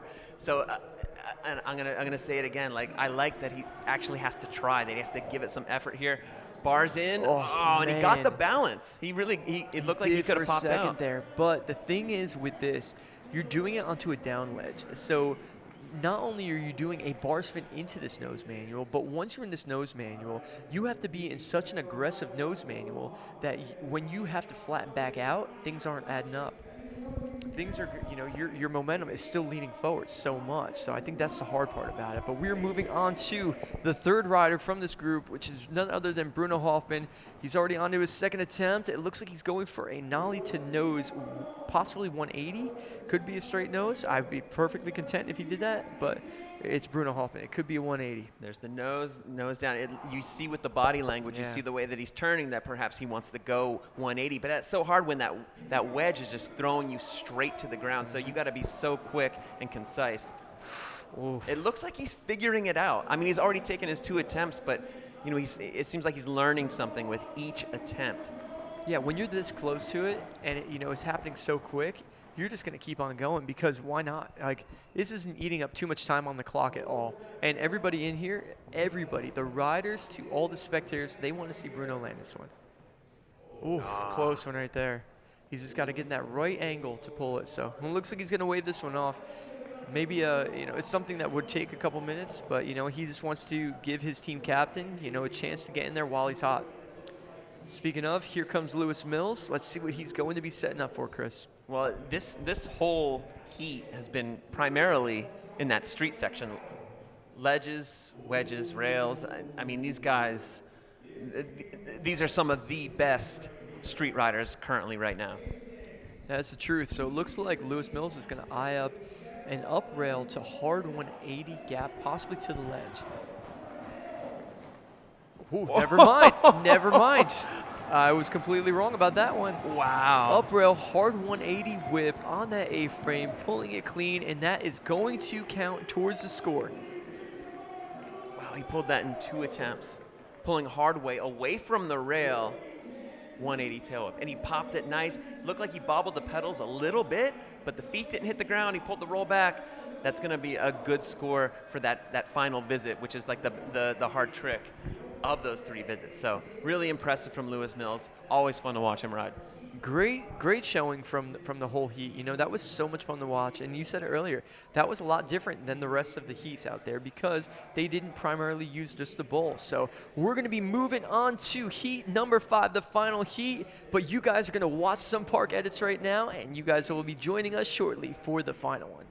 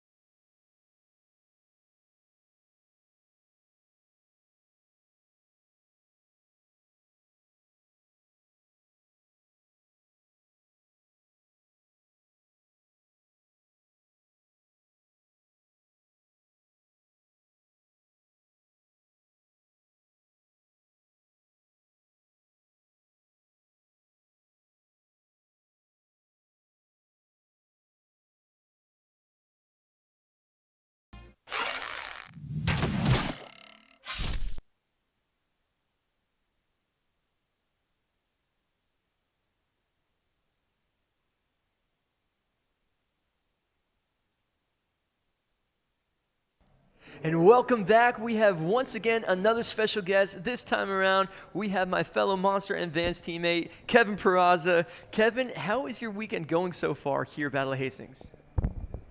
Incredible, man. The energy, the crowd, the riding, just the atmosphere, you know, it's so pure, it's so BMX. I love it, love everything about it. The weather's been beautiful here in Hastings, you know. Usually rains sideways, so we've been very blessed with very good weather. And obviously, you know, just the energy's been keeping us up here. We've been long days out here and just having a good time. Everyone's healthy. Our team didn't make it to the finals, but we're still here supporting, still showing love. And it's pure, man. It's family, it's BMX. That's all it is. Well, and you are no stranger to being at the Source Park. This is your 4th visit to the Battle of Hastings. This is your 3rd visit to the Source Park this year. I mean, talk a little bit about how special it is to come to the Source and to come to an event like this. Incredible, man. As a kid, I grew up watching all these videos, you know, of all these incredible athletes competing worldwide at these major events, you know, and Battle of Hastings has always been so iconic, you know, and so progressive. To come back to the Battle of Hastings, 4th year in a row, to be invited back on one of my best friends' team, Pat Casey, you know, with Dennis Henderson and then Felipe Manarin again from Brazil, you know. Super motivating, man. Like, just good times always, and like you've mentioned, you know, this is my 3rd time this year alone, you know. The skate park's incredible, you know, and the people here are so welcoming, you know, and I'm a local. If you need some food spots, let me know. But yeah, it's exciting, man. It really is. You guys might as well get an apartment here because, I mean, it seems like you're definitely a standout here. You rode the bull so incredible, but, I mean, that's no surprise to me. You're one of the leaders of the new school right now, and it's always just such a pleasure to watch you do your thing, to watch you ride. I've been seeing you since you were a young kid, so to now be here and be one of the favorites is just it's a really special thing for all of us as fans of Kevin Peraza. No, thank you, Chris. I really appreciate it. It's an honor always, you know, to get to chat with you and talk about life and to grow and learn from you and Scotty as well. You know, you guys are big influences in my life to many other riders, so it's a pleasure. It's a blessing, and what can I say, man? Another year Battle of Hastings. The final's just about to wrap up right now, so we'll give you guys the mic and get this done. Hey, congratulations again on all your success, and congratulations on the engagement. Thank you, Chris. Thank you. So here we go, Heat 5, the final heat. We got Simone Baracco, we got Courage Adams, Tom Justice, and Sergio Leos. This is going to be absolutely insane, guys. I'm so excited for this one. The things that we've seen from this whole team, from the Park Plaza, from the qualifying yesterday, it was nuts. The best trick was one of the craziest things I have ever seen in my life. What Courage Adams did blew my mind, and everybody in this whole entire building just completely just went jaw dropped to the floor. So we're going to see more of that right now as heat number 5 is getting ready to drop. We got our main man Daryl now in there. It looks like he just called for everybody to get crazy for this heat to get the momentum going, and we are starting things off with Simone Baracco. Such a technical rider, Chris. This guy is like right there. You see how he uses back wheel against the rail out of that manual 180. He has such an interesting look on riding his bike. He does things his own way. He does not copy anybody. He just does what he wants. Simone is a guy you have to pay attention to the subtleties. I mean, because he can do so much, and it just like you watch it and you're like, wow, what did I just see? Look at that nose press against the wall, pulls it out to a nose pick, no front brakes, of course, and it's just like the balance and the casualness. Look at this. Manual up, ice pick, manual right back down. And he rides a cassette. He doesn't ride a free coaster like the rest of the guys. So that's why he was pedaling back on that ledge. So like I said, a lot of these guys are riding the free coasters where, that's what it's turned into. But he walks to his own drum. Like, he does what he does.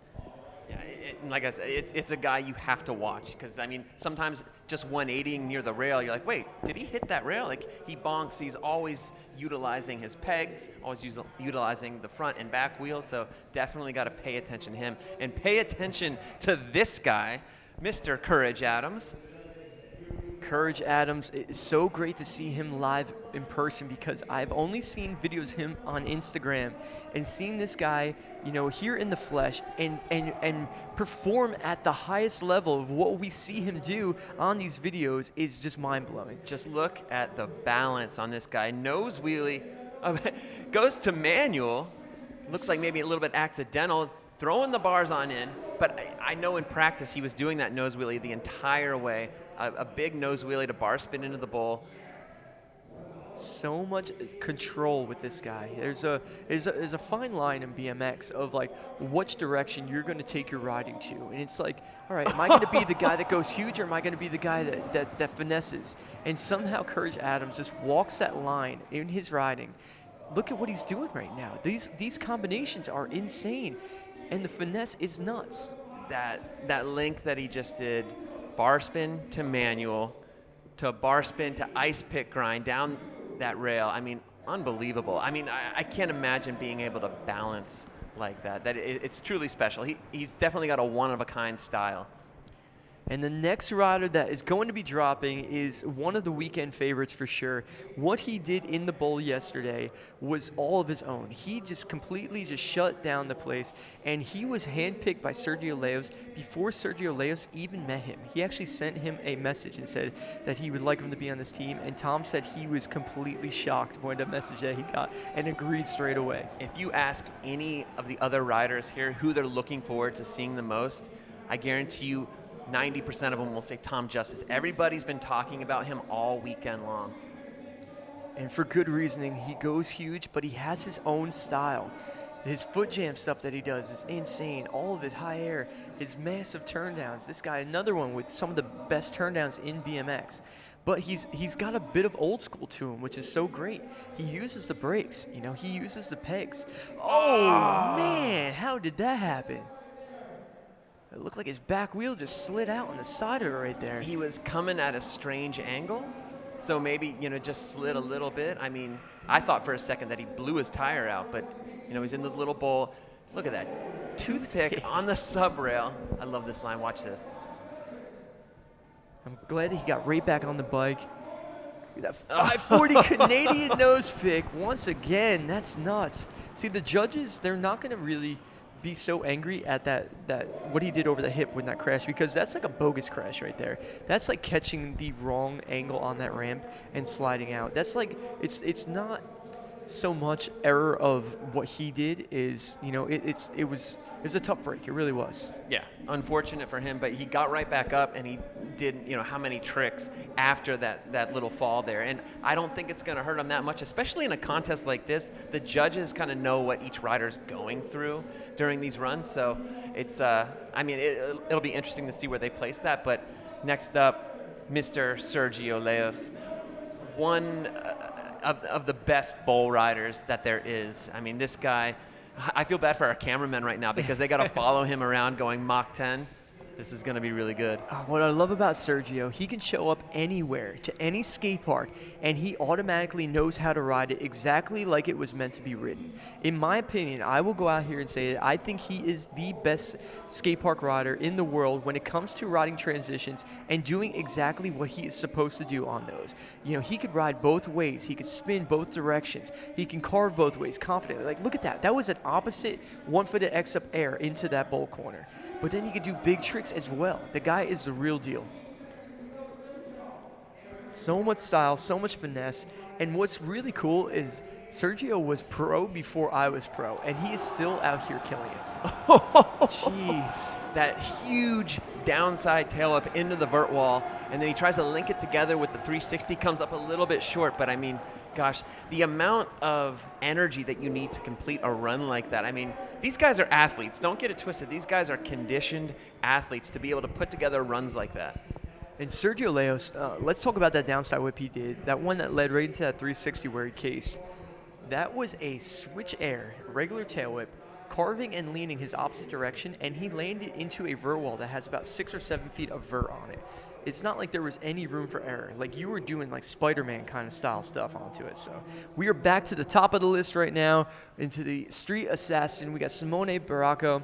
He got a silver medal in the X Games Real BMX, his video part, because of what you guys are seeing right now. Just complete control, so much finesse.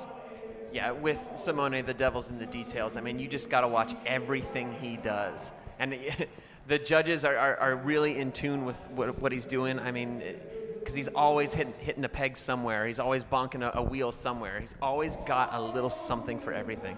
Looks like he's trying an interesting line, you know, a Simone-style line that he was doing over that rail, you know, using every obstacle on the course, but in a manner that nobody else would. Like, nobody else would even think about it. Look at that. He's going for the nose press on top of the sub box without using his foot, without using a brake. Complete balance. Oh, it's a tough one right there. That's got to be so difficult. I mean, it is strange, like that, you know, towards the end of his run, he ends it on a sub box when he's capable of doing so many tricks on the rails, on the ledges, the wedges, and everything like that. Like, hey, kudos to him. I like to see the versatility in all these riders and maybe branch out and do something a little bit out of their comfort zone. And back up to drop in, we have our man Courage Adams. Just met him for the first time this weekend. It was almost a bit of starstruck. I know Big Boy was definitely starstruck when he met him, and for great reason. This guy, what he has done in his short amount of time of being well known in BMX is seriously mind blowing. Like, what we are seeing should not happen, Chris. This is unreal. To bar spin out? Are you kidding me? The longest nose wheelie we've seen by far in this contest, and then he bar spins, and check that out. A 360 tail tap where he uses the pedals to kind of put that pressure on, and then he bar spins into the little bowl. Check this out, bar spin to manual, bar spin to ice pick grind. Wow. That was ridiculous. Honestly, I'm sitting here just like shocked that BMX is at this level and that Courage Adams is the guy that took it there. Unbelievable riding. Unbelievable run. Courage is another guy that you always see him in practice. Hey, he'll win practice every time, and then are you kidding, Chris? What just happened? How did he spin a 360 out of that manual? Like, it's not like he was going straight off of it. He was coming from the side and completely muscled it around. Wow. That has got to be one of the craziest, most technical runs we have seen all day. Oh, easily. I mean, that was precision. That was balance.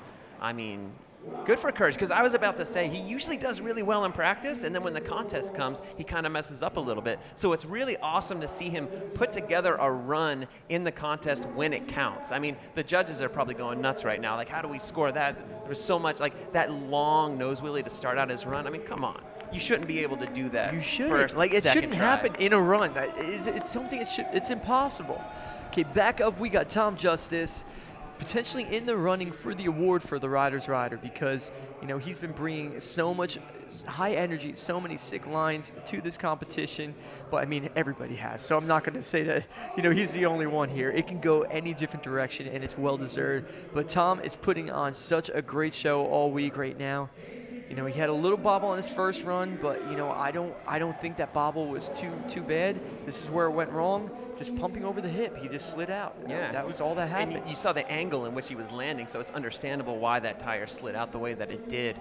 But I mean, I follow him on Instagram. I know you do too. And even Instagram doesn't do him justice. You got to see this guy in person to really appreciate how difficult this is. I mean, that's a toothpick. Looks easy. That is so hard.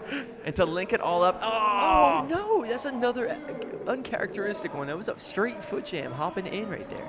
Hopefully he tries to finish it, or he might be at the end of his run anyway. But it's a bummer to see right there. But I'll tell you what, that is at the very end of his run, because we've seen him do this run. He only had 2 more tricks after that, and they were back and forth, and they were both foot jam variations. So, it's not a bad time to have a crash. But we are back up to the team captain, Mr. Sergio Leos, one of the best, if not the best, bull rider in the world. Yeah, let's say it. He is the best bull rider in the world. Man, I'll say it. And everything's so subjective these days, but I mean, just watch the style, watch the flow. He's in and out of this bowl. He's going high, he's smooth, he looks good. I mean, and it's like you'll hear me say all the time, it's not necessarily what you're doing, it's how you're doing it. And Sergio is the epitome of that statement. I mean, he's just so fun to watch ride. I mean, you got to keep your head on a swivel because he's always moving, lots of energy, tons of speed. And it's been for about 16 or 17 years he's been riding professionally at this level. Like, that's very rare to have somebody, being at their peak at that late in the game. But Sergio is that kind of guy. He came in young, so he's still relatively young, and he's still winning contests. Like, it's great to see him out here. And he's had his fair share of injuries too. Don't get it twisted. He had a rough showing last year. He had a washed bumpy out, road. pumping around the bowl corner, and he smashed his face so bad. So, just for him to be back at the 2019 Battle of Hastings, that is such a big win. That's something to celebrate right there. But great riding, awesome run number 2, and now we are moving on to the latter part of the competition. This is going to be the final tricks for the final heat right now. And we have the 4 biggest names, some of the most anticipated riders of the whole weekend. So look at that. Looks like we're going to get a G-turn down the ledge right here from Simone. That was attempt number 1. Remember, they only have 2 attempts for this to count towards their score. Anything else is bonus. And G-turn, he had to take his foot off at the last second there. Let's see if he gives this one another attempt. That one looked like a big improvement upon that first one. Let's see if he does it now. Now it's just for the crowd. Now it's for the people. But each attempt is getting better and better. Oh, and he's going to wave it off. You know what? Sometimes you just get to that point where you're just not feeling it. Maybe, he could be in a way where, his body might be a little sore, or maybe he's coming back. Go for it again. He's coming back. There it is, and he pulls it clean. He waved it off and then walks up to the top of the ramp and has a change of heart and pulls it perfectly. That is what BMX is about, Chris. Wow. 180. For the people watching at home that don't know what a G-turn is, that means 180, goes backwards on his front wheel down the ledge and pulls it back around 180. I mean, down a ledge, that's like nearly impossible. I can only think of one guy that could possibly do that, and I think that's Simone. All right, Chris, we are moving on to a very, very interesting rider when it comes to the final trick. What is Courage Adams going to attempt for his final trick? I think it's going to be a long link with a ton of balance. I think he's going to spend time on the front wheel, on the back wheel, maybe a bar in, maybe a bar out. I'm just guessing, but I mean, here we go. Here's that nose wheelie. Same as he did for best trick, Chris. This one took him about 30 minutes, of attempts of running through for him to get it, but he did get it on the last attempt. So, is he going to play this one smart, try to get a score on the board, or is he going to fire this one out? We'll see. No, he's going to go for this again. He wants this link. We know he's capable, bummer. but man. And it's crazy to say that's uncharacteristic of him, like somebody looping out on a nose manual, I've done that seriously a million times. Yeah. But for him, you almost expect him to land these ridiculous nose manuals that he does. He's definitely the most consistent nose manualer of just about anybody. All right, so it looks like he's going to keep trying this one for you guys a couple more times. You guys are about to see, seriously, BMX history. Like Chris was just saying, the best nose manualer in BMX. And look at him going up, and he's still going, though. Just fighting it. He's not going to give up, Chris. Wow. Wow. Whoa, 360. 360.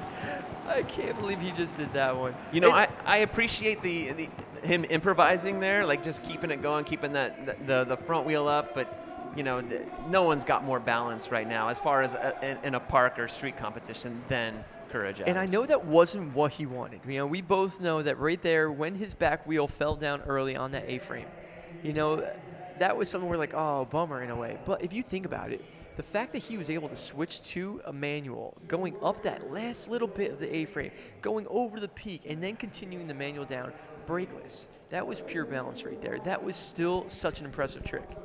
Yeah, you won't see me doing that, that's for sure.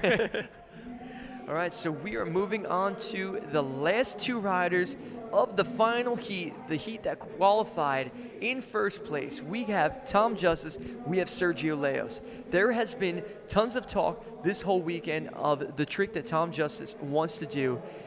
I sat there with him. We eyed up this Fufanu.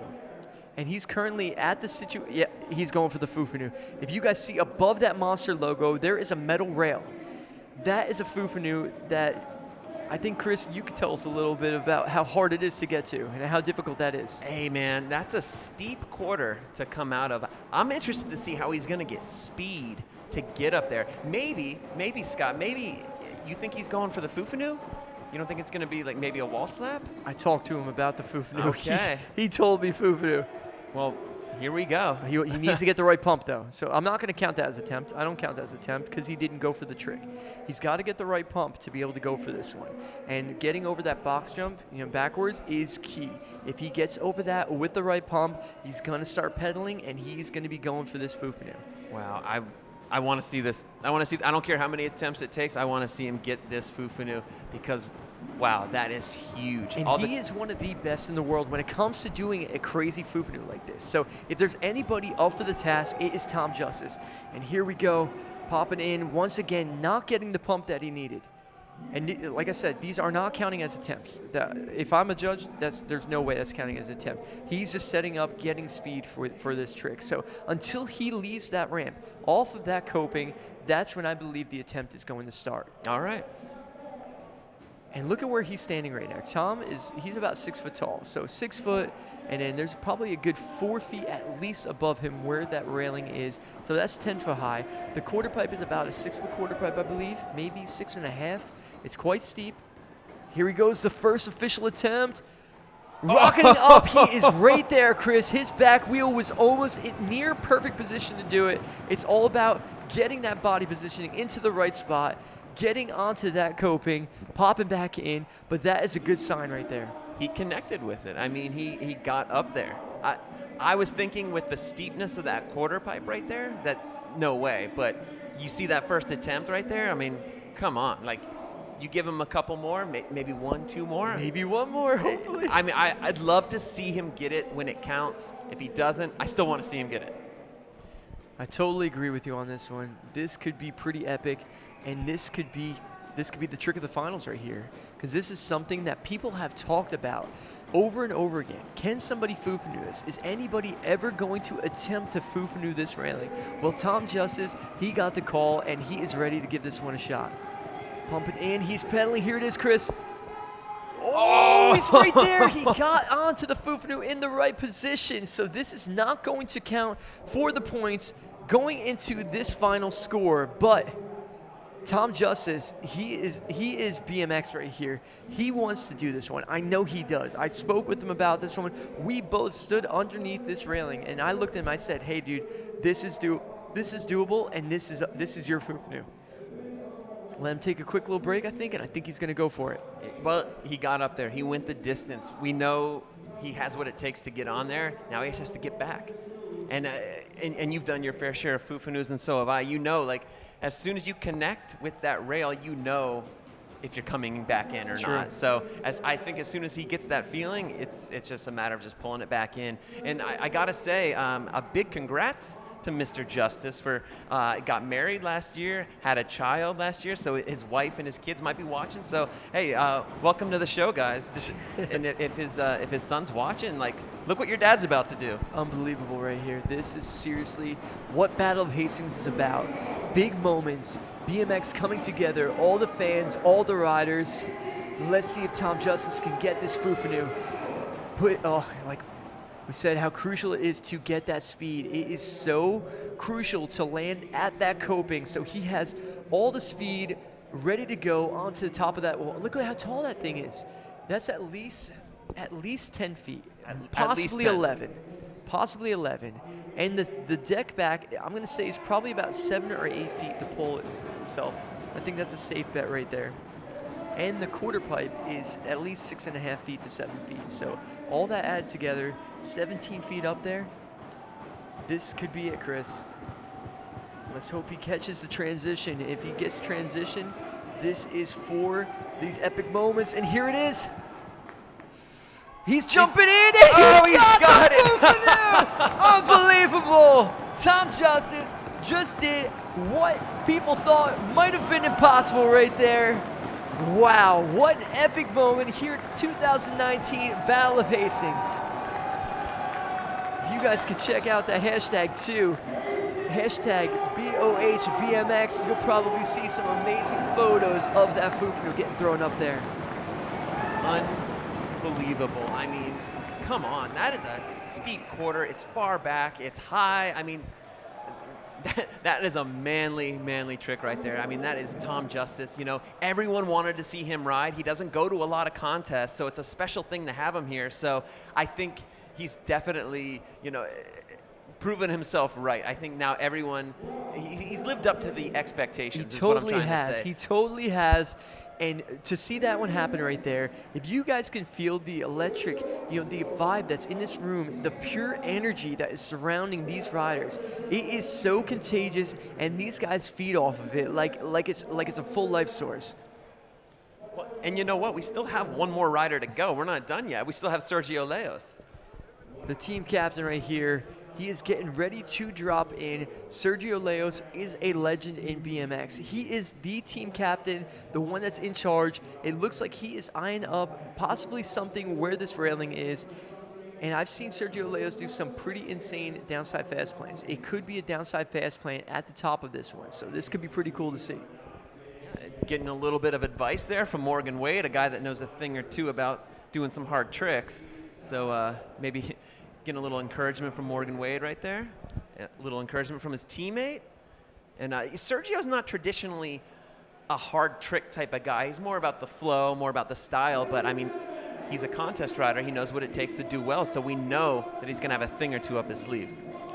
Here comes Sergio. He's gonna get some speed heading over to this wall, I believe. Coming around the curve. Ooh, once again, not enough speed for Sergio. You know, you need to make sure you have the perfect speed when you try these tricks. Everything is so calculated. Everything is so controlled. So once you know that the rhythm is thrown off, if you gamble on that one, that's, you know, you're down a cylinder. It's going to be so hard for you to get this one done. Yeah, and it's like we saw with Tom Justice. Sometimes it's not about just the trick. You have to get to that obstacle. And sometimes that can be even harder than the trick itself. Like Tom Justice had to land perfect on the transition and pedal and get the speed just to get that Fufanu. And here we go. Here we got Sergio Leos dropping in opposite curve wall. Oh, man. And that's why a lot of us wear helmets. Protect the head. So let's talk about what's difficult about what he's doing. You can see Sergio isn't the tallest guy out there. So he's got to get his foot onto that wall. And now he's got to compress his leg and jump back in. That is a big bounce off of his right leg right there. So that's what makes this trick the final trick for him. This is a big fast plan right there. This would be really hard to do. This would be something that I would be stressing big time if I was trying this one. And a thing we got to notice too is Sergio rides right foot forward and he spins to the left. If you notice, he's doing an opposite wall ride and it's an opposite downside fast plane. He takes that right foot off, which, I mean, I don't know if it's difficult for him, but I feel like that would add a lot of difficulty. And he's got it! Oh, he's got it on, and he used that concrete block that's right there. He used that concrete block, found his foot on that thing strategically, and pulled it on the second attempt, so that will count for the points. Wow, great showing from this last heat. All the riders really put on great performances. Simone Baracco, Courage Adams, Tom Justice, and team captain Sergio Leos. Aren't you glad to not be a judge at a contest like this? Yes, I was talking to Trey Jones yesterday, one of the judges, and he said he actually loved it. My sister, his wife, actually said, she's like, do you wish you were riding or do you wish you were judging? He's like, judging. He loved it. So this is absolutely insane. This competition lived up to the hype and far beyond. Hope you guys all enjoyed this one. We are going to be figuring out the awards. We're going to figure out who exactly is going to be the Battle of Hastings champion on this one. It is going to be, you know, one of the biggest honors of the year because this is the core BMX competition. This is all the top riders, a team effort as well. There is no other competition out there that is doing team events like this. So when that moment comes, when you're up there with your team and you get to celebrate with them, there is nothing like it out there. So this is going to be huge, guys.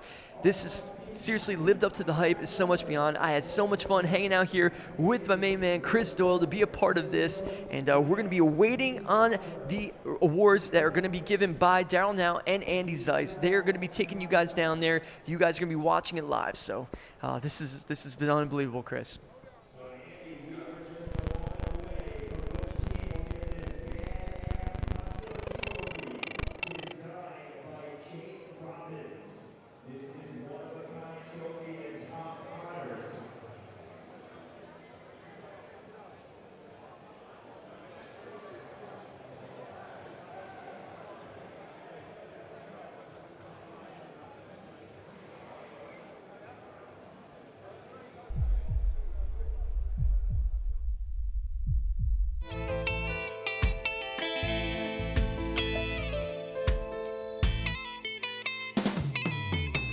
This is for real, it's no joke. Who you tryna kid? Enough with your foolishness. This is for real, it's no joke. Who you tryna kid? Enough with your foolishness. I've been around so long, trying to make sense.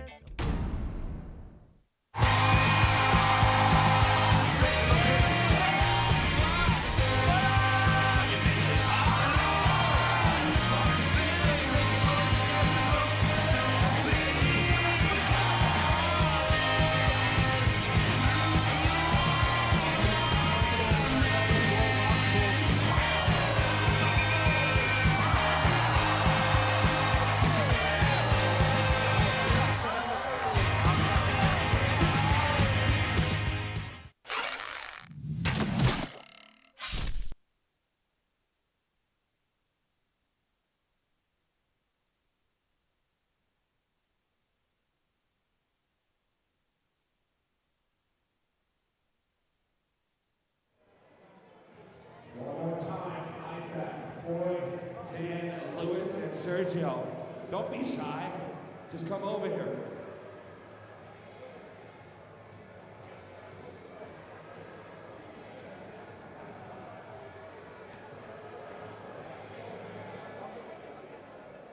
Isaac, are you close by?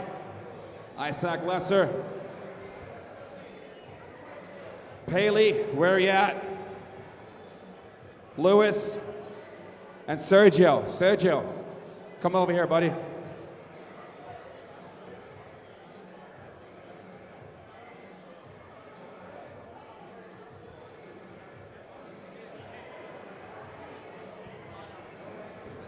Team Captain Dan Paley, you're in the building? Is you in the building? Dan Paley, where you at, my man? We are about to find out.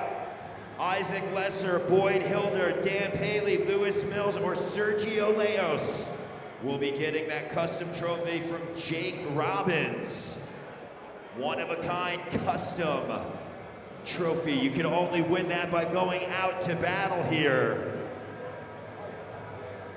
And which team, Andy, will be getting the biggest chunk of that cold, hard cash? Over 23,000 euros going out.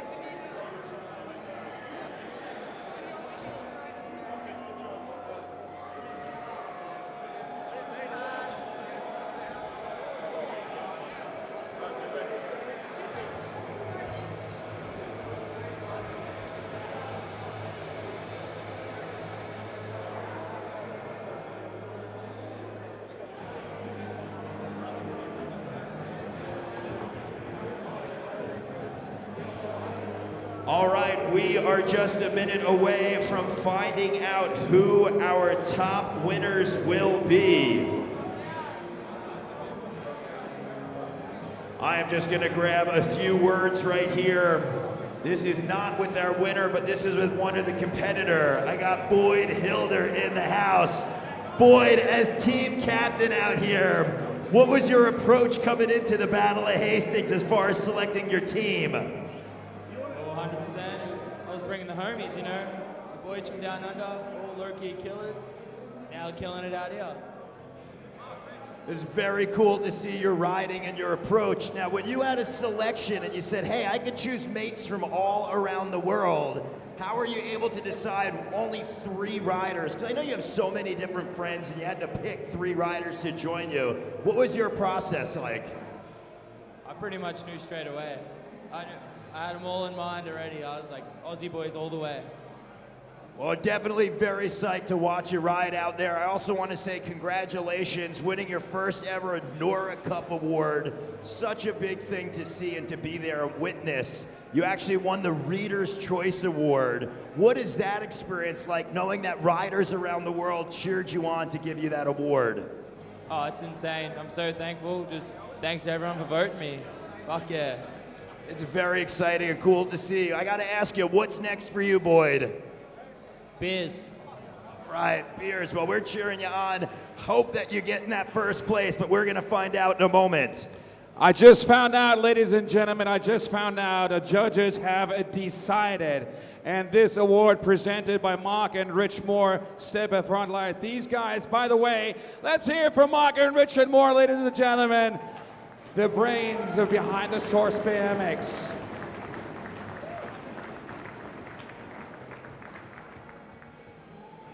Ladies and gentlemen, the judges decided the winner of the Battle of Hastings 2019. Please make some noise for Team Sergio Leos.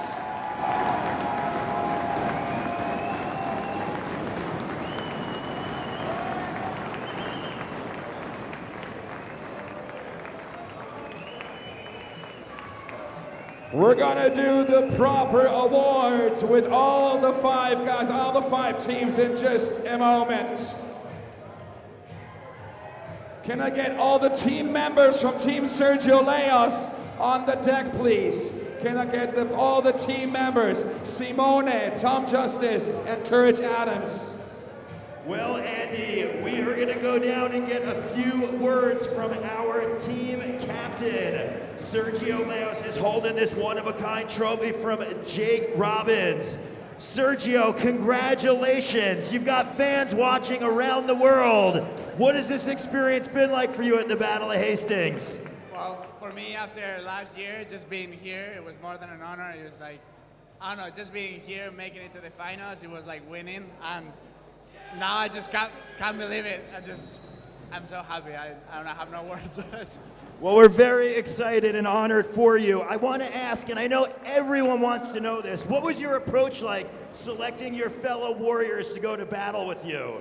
Well, I always liked how Tom Justice rode. I never met him before 2 months ago. And I just love his writing on social media. And I sent him a message. I was like, do you want to be in my team? And he straight said yes. And then obviously, like, I ride with Courage at home. And obviously it was my choice for a street. And then I was like, other riders that I like, obviously Simone, and the way he approaches streets is, for me, it's amazing. And I called him. He didn't want it to come. That's true. He didn't want it to come, but I just put his name down, and he had to come.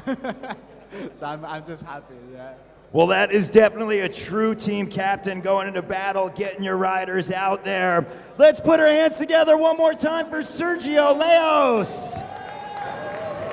Sergio, any final words to all the riders watching at home? Well, just thank you for being there. Like, it's an honor to have such a crowd, you know, watching from home, from all over the world, and all the kind messages. Like, thank you so much. Well, thank you so much. It's appreciated watching you ride out in battle. Back to you, Scotty and Chris. The energy here is electric. All right, and all the other riders, all the other teams don't go anywhere because we're still gonna do the awards right here for the people in the house here at the Source BMX Park. Courage, Simo, come over here.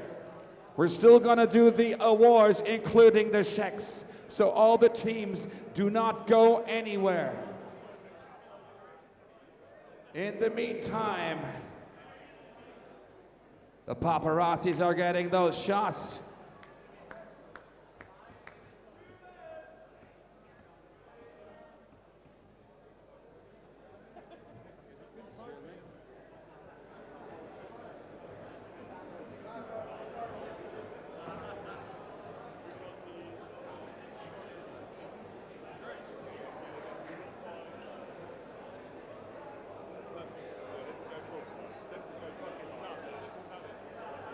All right. How are we looking, Daryl? We got some more results to announce.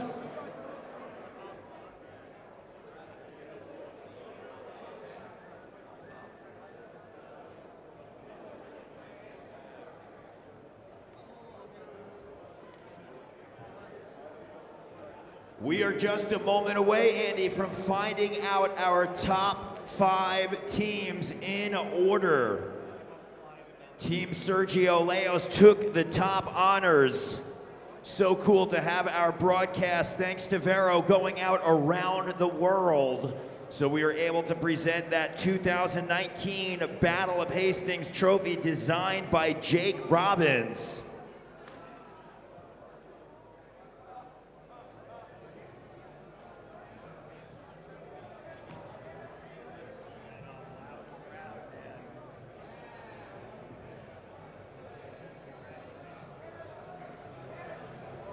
Do not go anywhere because we are about to find out all of our finishers.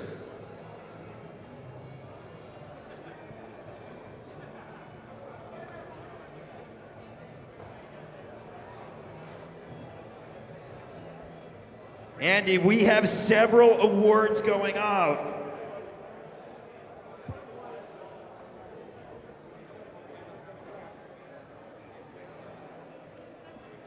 We are just a few moments away, but I gotta give a big thanks to Monster, Vans, Vero, BSD, Cambion, Cinema, Eclaw, Fly Bikes, GT Bikes, Odyssey, ProTech, We the People. So cool to have all of our sponsors out here helping make the 4th annual Battle of Hastings possible.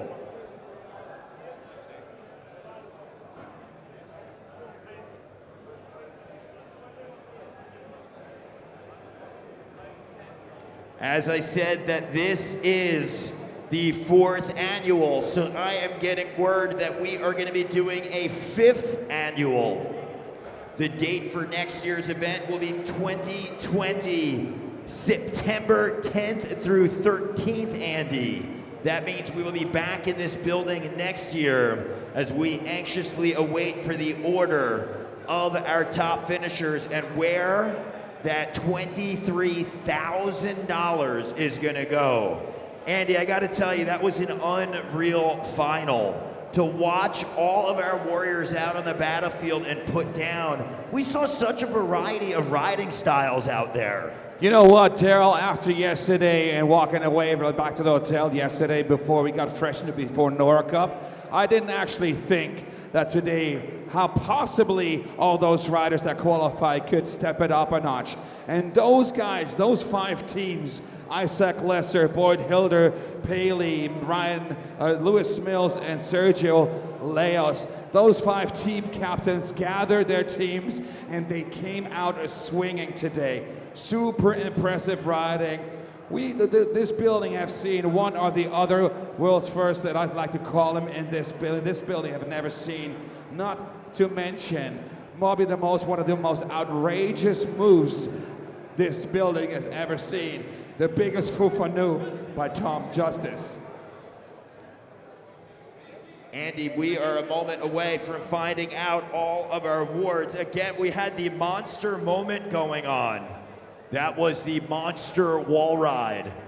Any rider that did a trick up there throughout the course of the weekend was eligible for that award.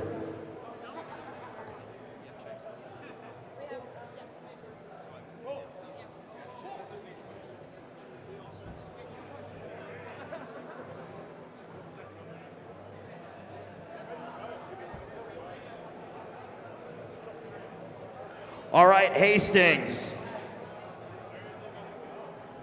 Hastings, as we were saying, we have a couple of different awards going out.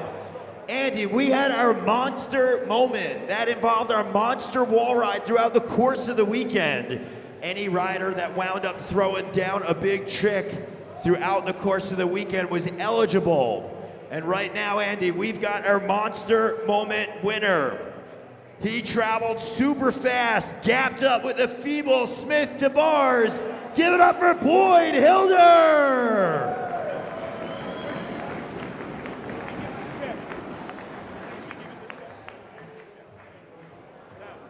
What a massive ballsy move.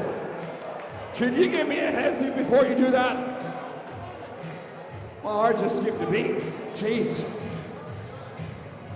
There you go, Boyd Hilder, ladies and gentlemen. Feeble Smith bars on that monster energy wall, the monster moment. And we keep that good vibes going, Daryl. All right, well, since this is a Riders Rider event, because we had the 12 team captains and they all selected their favorite rider to be a part of the event. This is one of the most coveted awards, Andy, because you were chosen by your peers. The Riders Rider Award goes to Boyd Hilder!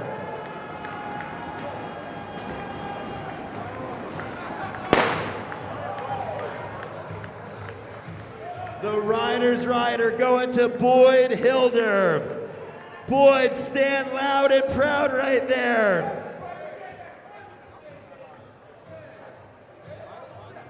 Big ups to Boyd Hilder getting those two events back to back. All right, well, Andy, we are going to announce teams 5 and 4, and then we're going to have our top 3 teams come up. Coming in 5th place, rocking out on the battlefield with all of his athletes. Give it up for Team Isaac Lesser! Coming in 4th place. Hands together for Team Boyd Hilder!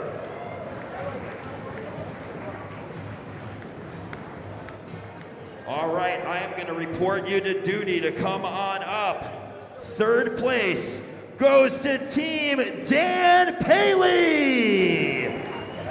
Sam Jones, Alex Donachie, Alex Hyam, and Dan Paley, come on up.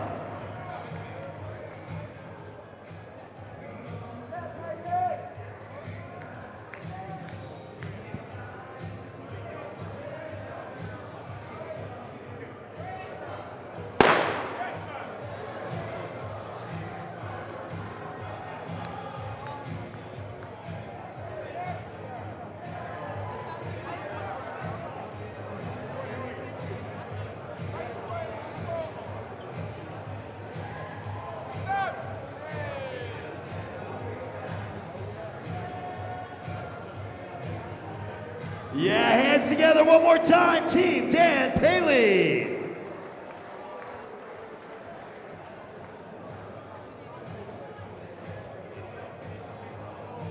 All right, well, coming in 2nd place, and we are going to page them up to the awards stage right here. Hands together for Team Lewis Mills. Lewis Mills is Dan Lacey, Garrett Reynolds, and Bruno Hoffman.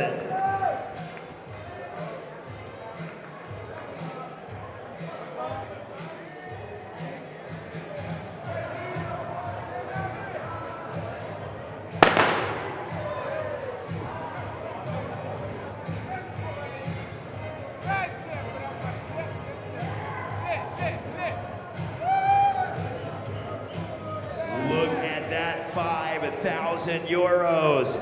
Hands together one more time, Team Lewis Mills.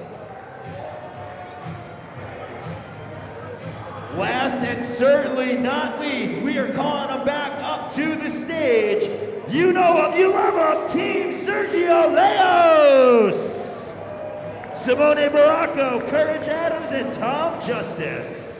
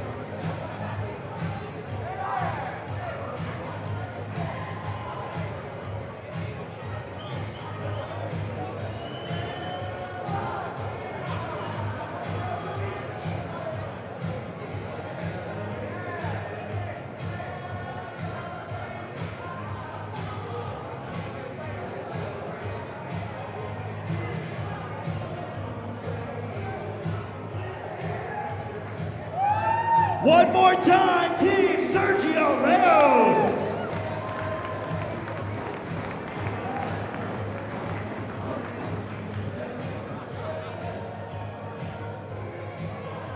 All right, well, we do have one more award.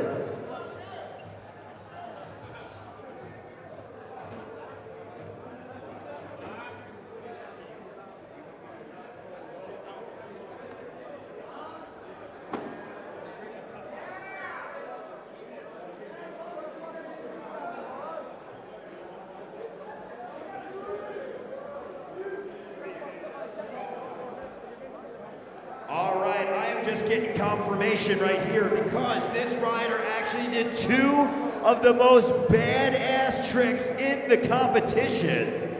He is up for the Vero BMX Best Trick. He's riding for Team Brian Kaczynski. You saw him pull out of the monster vert wall and transfer all the way into the bowl. Give it up for Morgan Wade.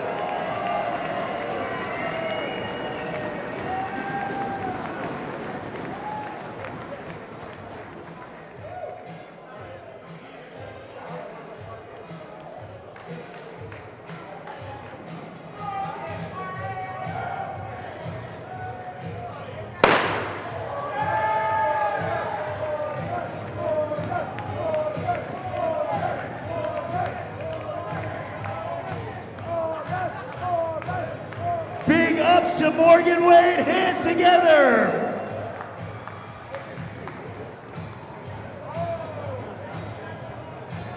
All right, I'd like to take a moment and say big thank you to all of our sponsors. Much love to Monster and Ryan Franklin. Much appreciation to Vero, that's John and Jonathan. Vans being off the wall since 1966. Much love to our companies, BSD, Cambion, Cinema, Eclaw, Fly Bikes, GT, Odyssey, ProTech, Profile, and We the People. Want to give a huge special thanks to my partner in crime on the microphone. Give it up for Andy Zeiss. Thank you guys so much. Always a pleasure. You guys are welcoming Daryl and myself with open hearts. I'll see you in the courtyard or at Brass Monkey later. I can't possibly thank these next three men enough. Let's put our hands together for the Source Brothers, Mark and Rich Moore. Keep that round of applause going for Tom Creasy, Matt, and all of the Source staff for welcoming us for one hell of an event. Big thank you to Akeem Kudrowski for making the event organizing competition possible. Much gratitude to our judges, Marquise Nussbaumer, Dave Cleworth, Trey Jones, Ruben Alcantara, Axel Jurgens, and head judge Mark Losi. Want to give a special thanks to my man Alfie for keeping us on time and scheduled. Big ups to Danny for keeping us organized and letting us know what is going on. Gonna keep that gratitude pumping to our DJ, Jenny20 over there. And we are keeping our thank you list going because we want to make sure that we do not leave anyone out. Our sound tech, Orlando, for keeping us pumping, feeling good. Gonna give thank you to our BMX for bringing Norick up here for one more year. Gotta give a lot of love to the city of Hastings. We're talking about the locals at the trails, talking about Ricky Rat and also the Sidley Woods Riders. But most importantly, thank you to all the riders and all the fans because you guys helped make Battle of Hastings possible. My name is Daryl now. Much love, and until next year, let's keep the party going. Peace out, Hastings. Hastings, can I please get a big round of applause for my brother, Daryl now?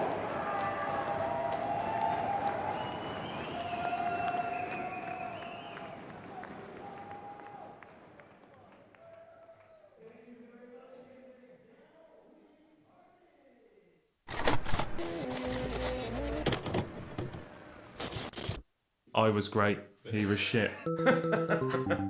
Riders ready, watch the gate. We started riding BMX when we were about 5 years old. It was just fun to us, going to the track and turning around. Basically everywhere we travelled was because of BMX. It was sort of a family thing, was it? And then it was going away and camping. When I was 14, we went to Australia. I remember him getting third in the world. Which sounds really good, but it's actually still quite lame. He was pretty modest about it, I must admit. When he came back from Australia, he was ill. Mark basically quit college. I used to bunk off school. Dad suggested that we put our money into starting a bike shop, basically to give Mark a job. Mark came up with the name of Sauce. Sauce. And I was like, sauce. I thought it was like spelled tomato sauce. It was just rad that there was a BMX shop by people that ride and that cared, so it was going to be good. There's always something crazy going on. Yeah, there's a church come up around the corner. We're going to move to that. As soon as we saw it, we were like, yeah, we've got to have this. Get something in his head and just wouldn't let it go. It was a big project, that one. Like for us it was, because we'd never built a bowl. That was awesome. Oh my God, we've made something ridiculous again and it looks like it's going to be loads of fun. I remember Rich going, we'll never outgrow this place.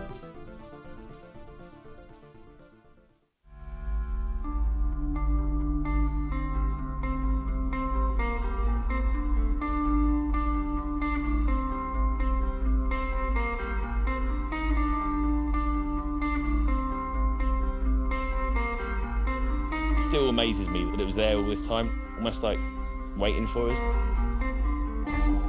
Walking into this crazy space underground. Hundreds of years old, pretty much under the sea. It could go wrong. We don't know what we're going to uncover. It's quite favoured that there used to be a skate park there in the 70s. It blows me away that that has been underground for 20 years and nobody knew. There's so many worrying times for like Mark and Rich. The condition of it was beyond economical repair.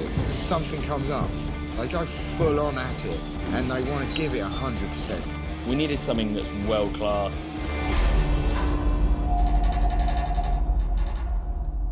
Everything we do comes from the simple want to have fun on our bikes. So everything we build is for that same reason.